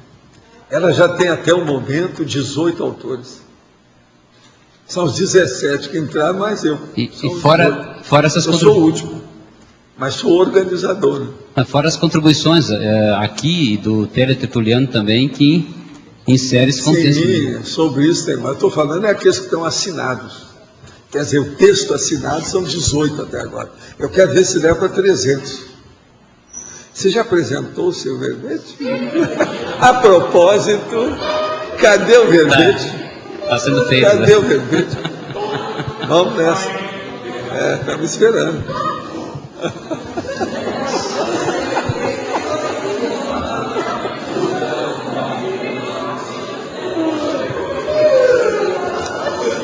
Como diria o cara lá em Mato Grosso, aqui nessa empresa do tertuliário, a gente não ganha nada, mas se diverte bastante. Se adverte bastante, não é isso? Não se ganha nientes, mas se diverte, adverte bastante. Em Mato Grosso é isso, não é isso? Essa é a empresa do tertuliário. Valdo. Sim. Então, ontem teve o vídeo, a gente apresentou o vídeo de debate, né? Com a Malu defendendo o pessoal, foi muito bom, muito bacana mesmo. Isso. Foi um desafio grande lá. E aí o próximo não tem ainda marcado não, mas vamos estudar aí. Mas então, o Flávio Amaral estava me ajudando, né? Na cobrança e tal, ele comentando comigo, né? E num debate acirrado, porque o vídeo de debate lá, a Malu pode dizer melhor, mas teve momentos... Filmado? Foi filmado, a gente já passou 2 vezes o vídeo de debate. Passou até aqui um trecho já. Sei. Não, mas o debate de vocês foi filmado? O debate foi mais um esclarecimento, houve sim, depois a Malu esclareceu. Olha, às vezes é bom você, não é o gerente do cinema, não, vou falar com o Chico, dependendo do caso, pode ser sim. Mas aí, deixa eu falar. A sessão pipoca está faltando debate. Eles não fazem debate. Não é isso, não. Não é isso, não. Preciso de ter. Não é isso, não. Peraí, que não é assim, não. Faltando debate. Não. É preciso de ter. Não, ontem a gente fez pela primeira vez. Debate, filme, a pessoa vai pro palco. Não é isso. Lá em cima. Não é isso, não. O que acontece é o seguinte, a gente tem um horário, né? Ontem a gente até testou um horário pela primeira vez diferente, num sábado mais cedo. Deu certo lá? Deu certo. Quantas pessoas tinham? Não, ontem tinha umas 30 pessoas. 30 pessoas. Tem tido 50 nessas exibições do filme do Balzac. Então, é um horário alternativo excelente, que a pessoa ainda tem tempo depois de ter outra programação, ou descansar, porque o fim de semana para a gente é semana de trabalho. A gente trabalha. Um debate também cansa. Então, ontem a Malu fez isso, mas a gente teve mais folga por ser sábado, né? O horário a gente começou mais cedo. Então, de vez em quando você pode fazer isso lá. Então, pode, mas quando é domingo eu sugiro às vezes que haja, mas ninguém nem olha para minha cara. O pessoal sai correndo para ir dormir. Vou fazer sei lá o quê. Começar a sessão mais cedo.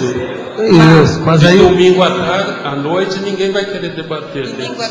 Então, ontem a gente testou o horário de sábado, né? Foi um pouco mais cedo. A gente vai arranjar a cópia para você da montagem que o Francisco fez. Ele pegou o making-off da nossa viagem, juntou com aquele debate anterior e depois o filme. Então a gente vê na sequência, o aproveitamento dos espectadores é muito maior, porque eles já têm um embasamento sobre o filme.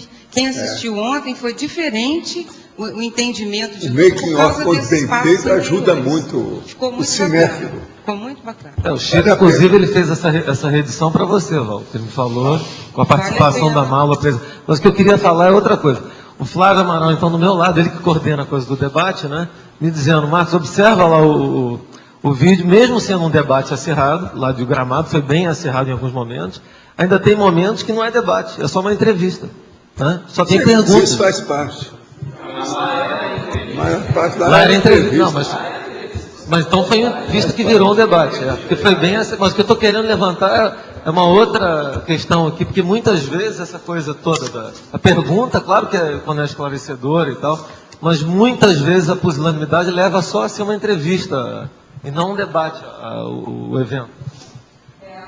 Que ter cultura de debate, principalmente nesses ambientes, porque no ambiente do cinema, da cultura, da intelectualidade, é assim mesmo. O autor ou a pessoa que está sendo entrevistada ou debatendo, ele também tem que falar da sua biografia, ele tem que contar pormenores do trabalho que ele realizou, e é o estilo entrevista-debate. Agora, quem não tem paciência para isso é porque não tem, vamos dizer, não tem experiência, experiência para acompanhar esse tipo de coisa. A pessoa acha chato e quer ir embora. Então só assiste a parte do professor Valdo, por acabou, o Valdo já falou, a pessoa já levanta, já não quer mais ver o resto. Então, isso precisa levantar aqui justamente para criar a cultura dessa participação. Como é que a gente vai pensar numa hora oportuna? Tem que aprofundar a cultura dessa turma. Tem que estudar. E outra coisa, como aproveitar, debate, um momentinho, só como aproveitar aquela oportunidade, aquela deixa única que surge para fazer o esclarecimento, se a pessoa não tem essa cultura para esperar a hora da sua deixa.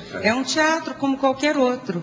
Qualquer ambiente social é um teatro. Tem deixa, tem ponto, tem toda a marcação. A gente tem que saber entrar na marcação e fazer o papel que está ali para fazer, né? É importante. Então, essa cultura, ele deu uma aula ontem de cinema, no debate, né, que a gente assiste todo. E é importantíssimo conhecer isso. Iluminação, marcação, corte, entrada, deixa, porque é o que a gente já geralmente não tem.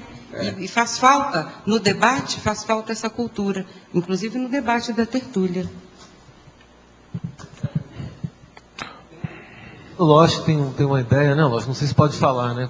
Em parceria com... Ele está falando para você falar. O quê? Não, o quê? Aquela ideia em parceria com o Flávio, né? Da gente ter alguns debates em que tivesse no mínimo dois lados, uma dicotomia básica sobre o tema o processo da controvérsia. Para poder a gente está treinar, discutindo isso aí. Né? Inclusive no sábado passado, a gente, né? Já dentro da ideia dos colóquios lá, já fez com transmissão via internet. Está dentro dos colóquios, não? Mas também vai ter dentro desse período. A gente vai divulgar isso. Boa. Quem quiser aí participar, vale a pena. Tá bom, não sabia que era dentro dos colóquios. Agora, Valdo, eu queria perguntar aqui na página 9, em neossinapsiologia, as neossinapses geradas a partir dos debates construtivos. Como é que se dá esse processo exatamente? As neossinapses geradas a partir dos debates construtivos. Quando vem um debate e ele é construtivo, ele começa a colocar ideias novas do plenário. Muita gente que não conhecia começa a ver a ideia nova, aquilo ali. Isso aí vai mexer na cabeça da pessoa e criar sinapses que ela não tinha antes. Vai falar de ideias avançadas, coisas. Então, nós estamos cheios de neoconstructos, verpons e etc. Isso tudo é muito importante dentro da conscienciologia. Então, há determinados temas que são difíceis da pessoa entender. Ela vai escutar a primeira vez. Se aquilo tem debate, vai esclarecer alguma coisa. Ela pode perguntar, participar, saber como é que é. Você veja o tanto de perguntas. Até agora, com todo esse debate nosso aqui, já recebemos 18 hoje. Conforme o dia, tem 40. Só de fora daqui. Tem a questão de mudança de posição também, né? Que o debate pode propiciar, né? Essa mudança de lado, porque a pessoa começa a ver outros lados.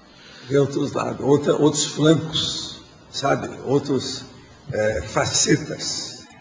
Tema. Aqui em cima. Agora, só na letra B aqui. Só para fechar aqui, por favor. Aqui deixa eu ver aqui onde está. Na sinergismologia, na segunda linha, o segundo sinergismo. Sinergismo patológico, anticrítica e melim. O seguinte.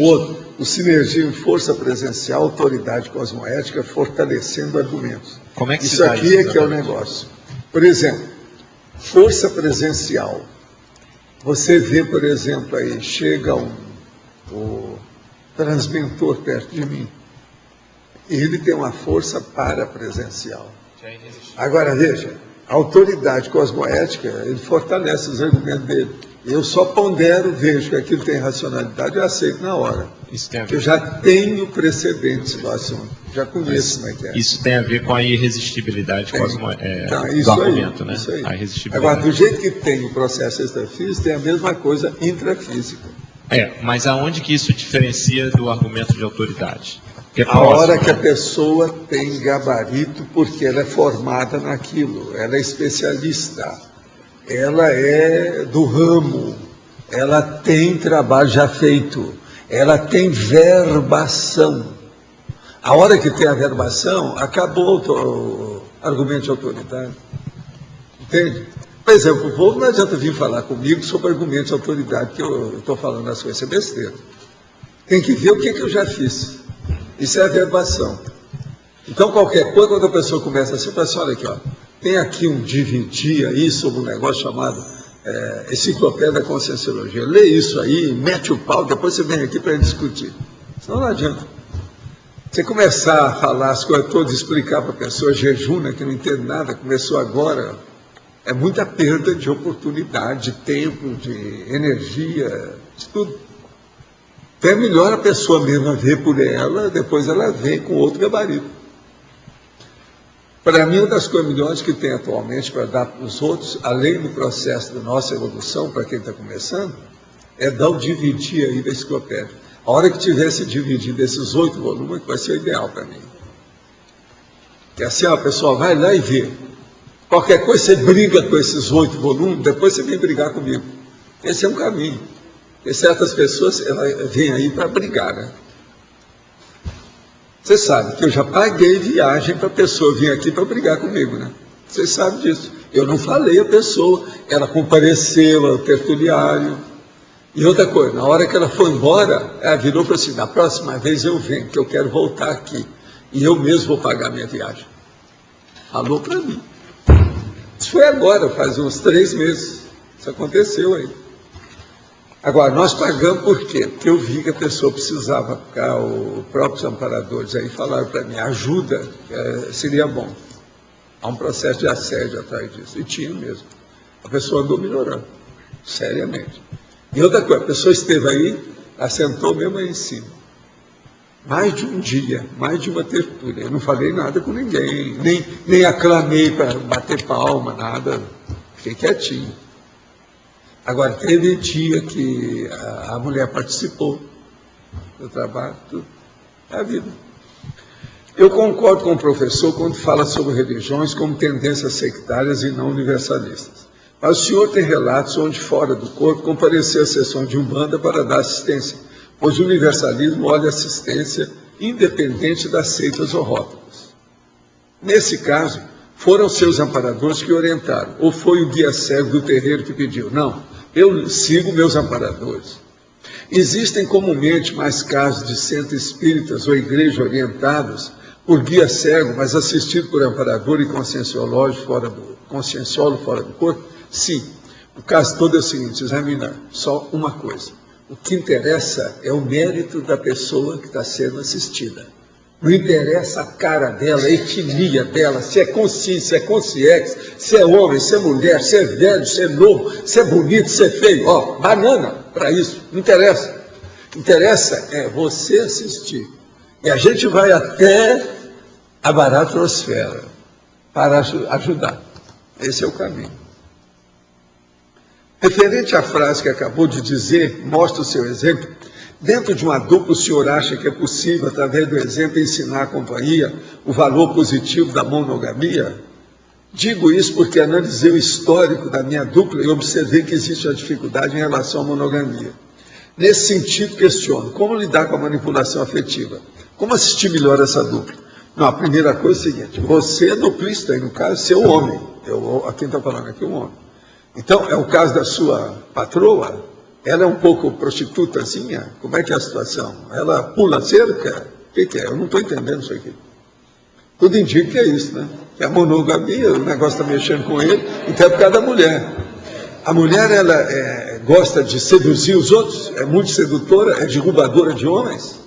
Se for o problema, a primeira coisa que você tem que arranjar é um psicólogo. E vai junto com ela ao psicólogo, para saber o que é que vocês podem fazer. Esse é um caminho. Uma outra coisa, se saber o passado dela, se ela tem uma vida que ela acha que perdeu, que era muito reprimida, e ela agora quer ser aquela fase de prostituta. Porque tem mulher que às vezes tem uma fase de prostituta. Eu, no meu curso sobre sexomática, explicava isso com detalhes, como é que era.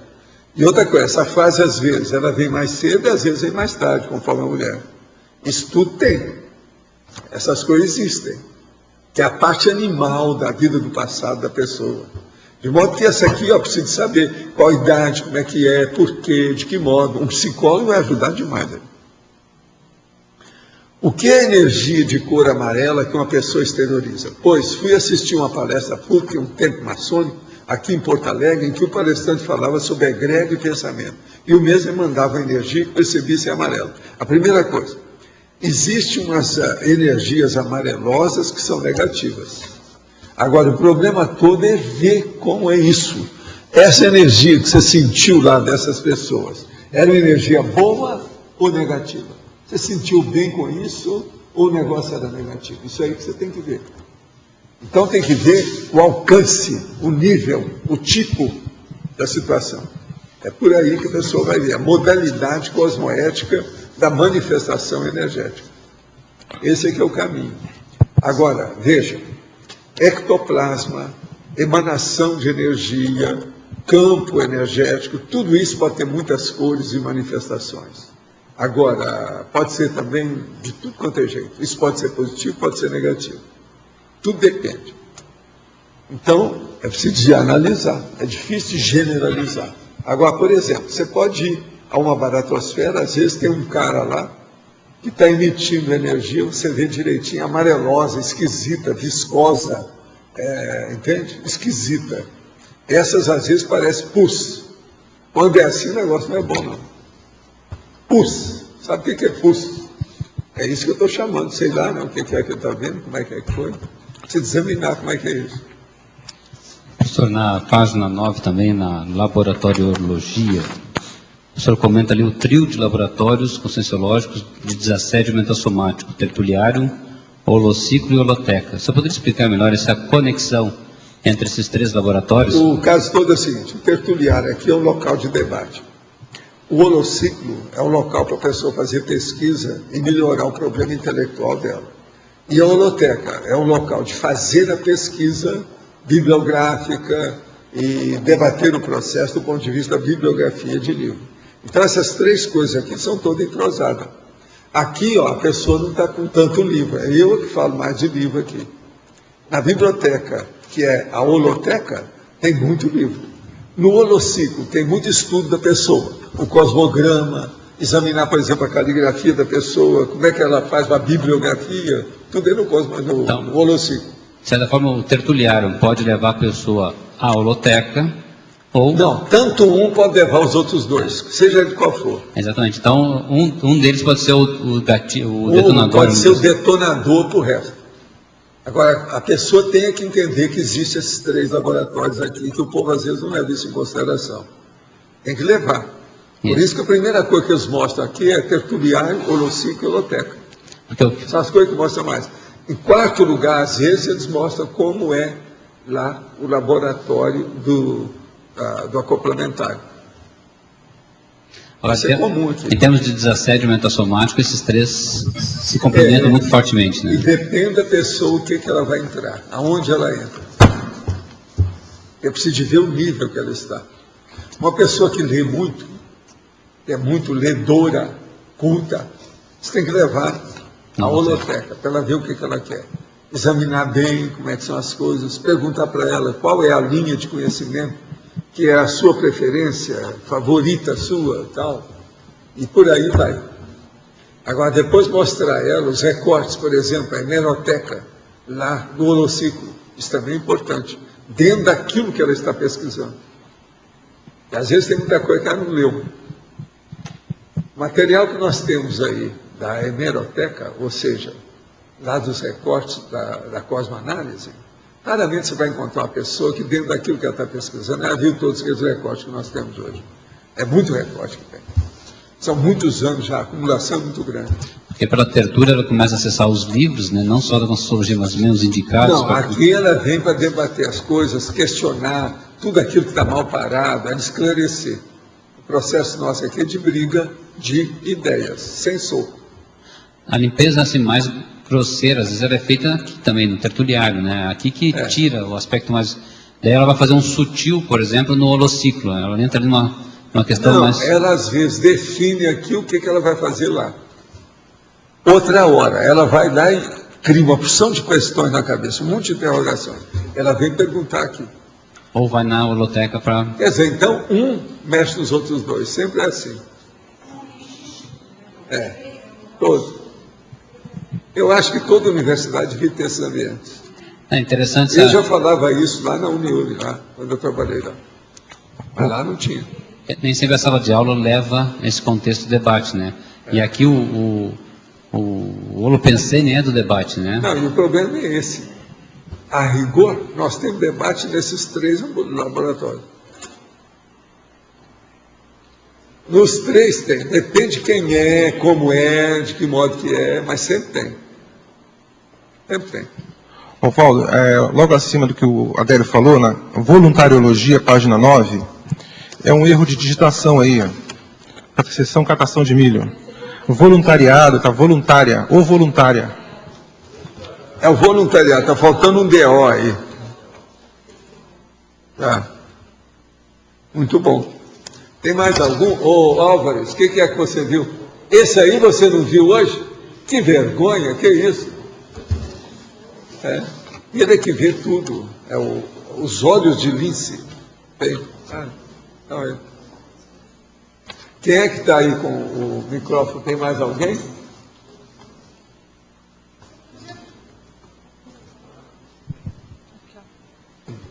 Só podia comentar a crescendologia? Não, peraí, desculpa, professor. É enumerologia. Enumerologia, sobre os desafios, eles estão num crescendo, tem algum que o senhor acha que é o mais problemático para a gente? Aqui, vamos ver o que vocês acham. O desafio intelectual, o desafio cognitivo, o desafio comunicativo, o desafio paradiplomático, o desafio energossomático, o desafio desassediador, o desafio interassistencial. Está na ordem. Está na ordem evolutiva. Começa com a parte intelectual e termina na interassistencial. Termina o ideal, né? Mas no caso... Tem o energossomático no meio. Em termos de mata-burro, assim, nossa, na média...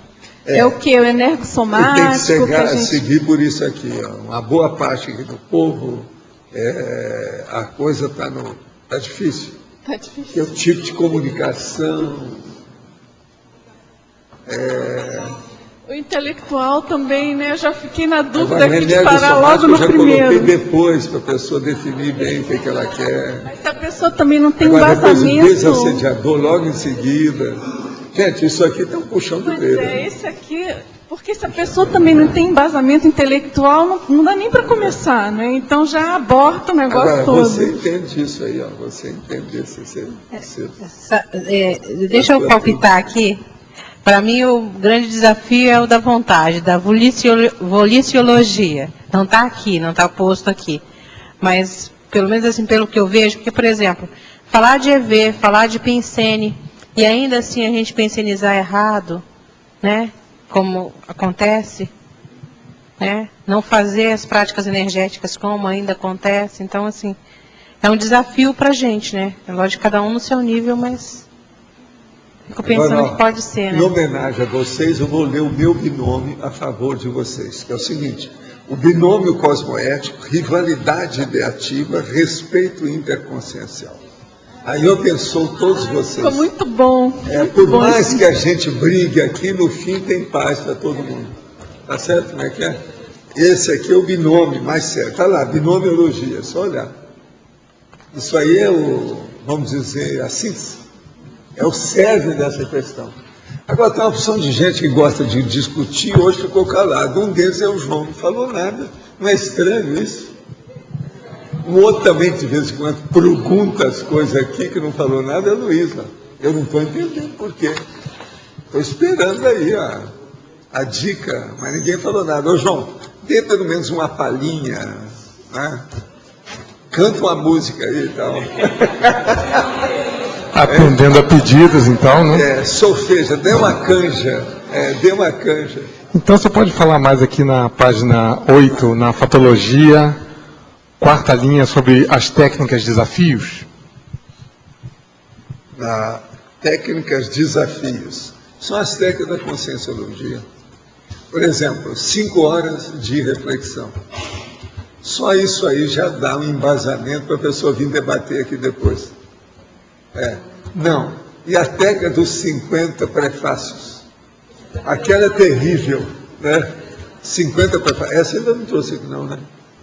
Já? Já trouxe? Ali na votação tem uma que eu votei hoje, que é dos 100 itens também.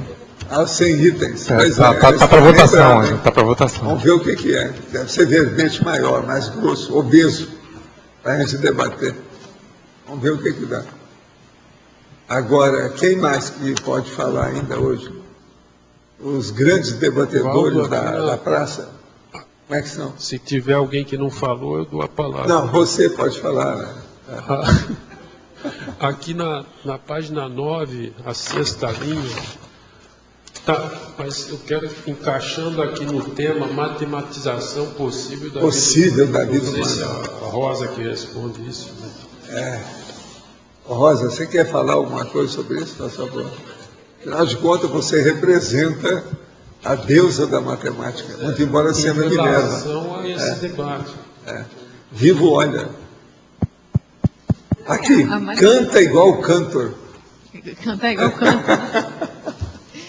Bom, a matematização possível da vida humana aqui nesse sentido, até a matematização é até metafórica aqui, né, no sentido de organização, de exatidão, de precisão no debate,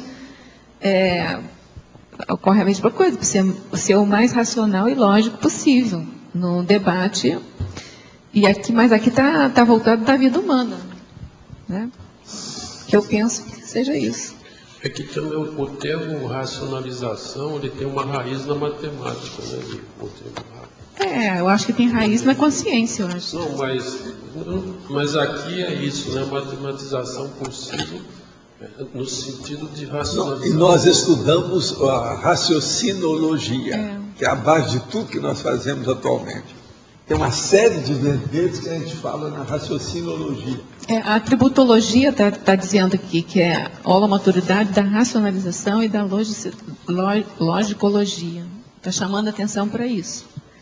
Aí eu penso que seja essa matematização aí. Agora, eu penso que esse assunto hoje chamou a atenção de muita coisa. Inclusive, eu achei 3 mosquitinhos no meu chapéu.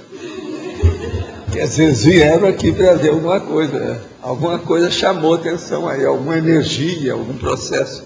Mas é que nós estamos entrando na primavera, e você sabe, agora é a hora que os insetos aparecem. Muito inseto morre por causa disso, no início da primavera. É muita alegria para muita gente e também muita dessoma, que está ajudando a evolução dos insetos. É muito inseto que morre esses dias. Tudo quanto é jeito. Principalmente se chegar perto das casas de vocês. Estão perdidos. É o início da primavera, um processo sério. Observe, piolho de cobra, mosquito, aranhinhas, formiga. Então as formigas elas estão alvoroçadas. Isso faz parte do serviço. Agora, o meu chapéu aqui tinha 3 mosquitinhos pequenininhos. Não, daqueles que passam pela tela. Passa pela tela. É só aqui que eu tinha isso. Sabe, na minha terra eu nunca tinha visto isso. Deve ser esse, é aquele que entrou no focinho do leão e morreu. Professor, porque é muito pequeno. Por que os mosquitinhos morrem nessa época? Por que os mosquitinhos... Morrem porque eles saem, devido ao processo da temperatura que começa a ficar temperada, eles vêm à vida. Então é a nova geração que aparece. Aí dá aquele enxame, muita coisa. Acaba morrendo. Tá? Os outros bichos, etc. Aquele processo da linha de alimentação. Outra coisa, chega na casa, as donas de casa acabam com tudo, as lâmpadas acabam. Agora é época. Então a primavera é uma beleza, mas muito inseto, sabe? É uma tapiação, a primavera para inseto. Pode observar isso. Então os nossos comerciais, por favor. Obrigada. As pontuações da tertúlia de hoje foram 89 assinaturas no livro de presença, 32 perguntas presenciais, 21 perguntas respondidas online, 32 votos presenciais, 12 votos online. Hoje temos 5 recados. Geraldo Gilson, primeiro encontro sobre longevidade na CCCI, Rosângela SCP1, Alexandre, palestra online Sinvexis, Rosemere, debate CAEC, César, revista Holotecologia. Antes só queremos lembrar, para quem manifestou interesse na compra dos 8 volumes, que pode nos procurar durante as tertúlias, a Roberto, o Emanuel Maia e por mim, para fazer o pagamento. Também estamos fazendo um pedido para quem estiver interessado em voluntariar aqui no tertuliário. Precisamos voluntários para a transmissão da tertúlia. A pessoa não precisa ser da área do vídeo ou informática, apenas ter interesse e será feito um treinamento. Então, podem procurar o Leandro ou também enviar um e-mail para tertulias@caec.org.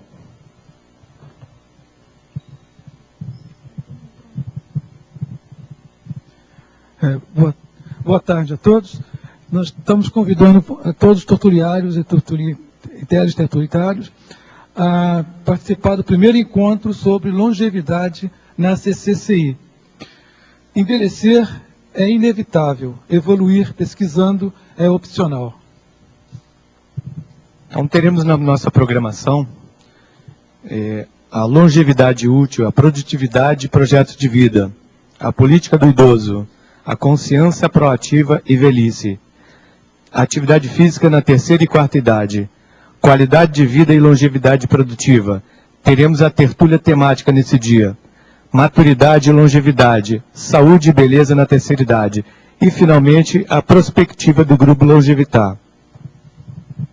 O evento vai acontecer nesta primeira sexta-feira, dia 1º de outubro de 2010, às 8h30 às 18 horas.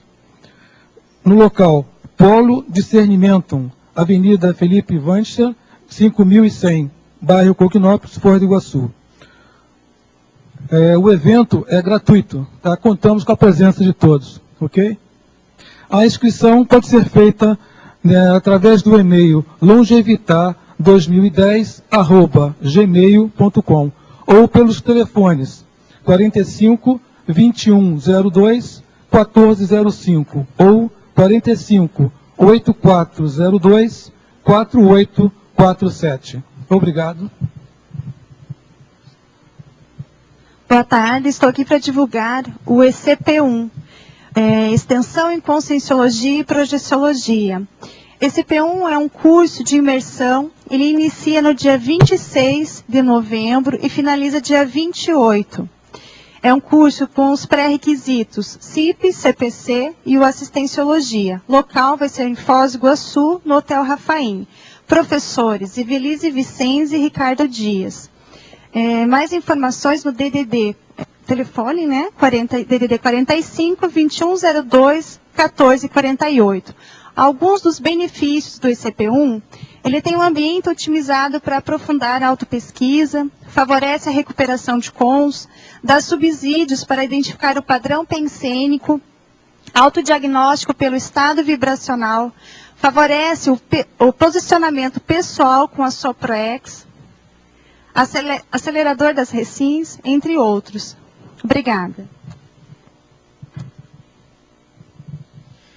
Boa tarde, tertulianos e teletertulianos. Em nome da Sinvex, eu queria convidá-los para a palestra online que acontecerá daqui a uns minutos, às 15 horas, no site da Sinvex. O professor será o Márcio Aoki e o assunto é disponibilidade integral a Proex. O site é www.asinvex.org. Obrigado. Convido a todos os tertulianos e teletertulianos que ainda há tempo para vir para cá para assistir os debates agora às 15 horas com o título Paraterapeuticologia da Dessomatofobia. Os debatedores serão o professor Álvares e eu. Professor. E até puxando o gancho do que foi falado aí do Grupo Longevitar, se envelhecer como é que foi falado?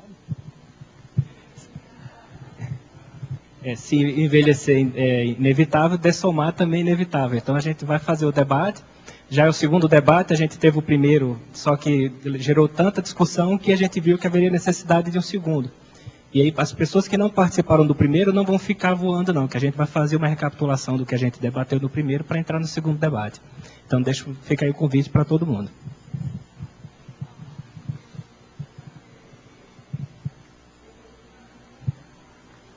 Dessomar com elegância, né, que o pessoal lá chama muito.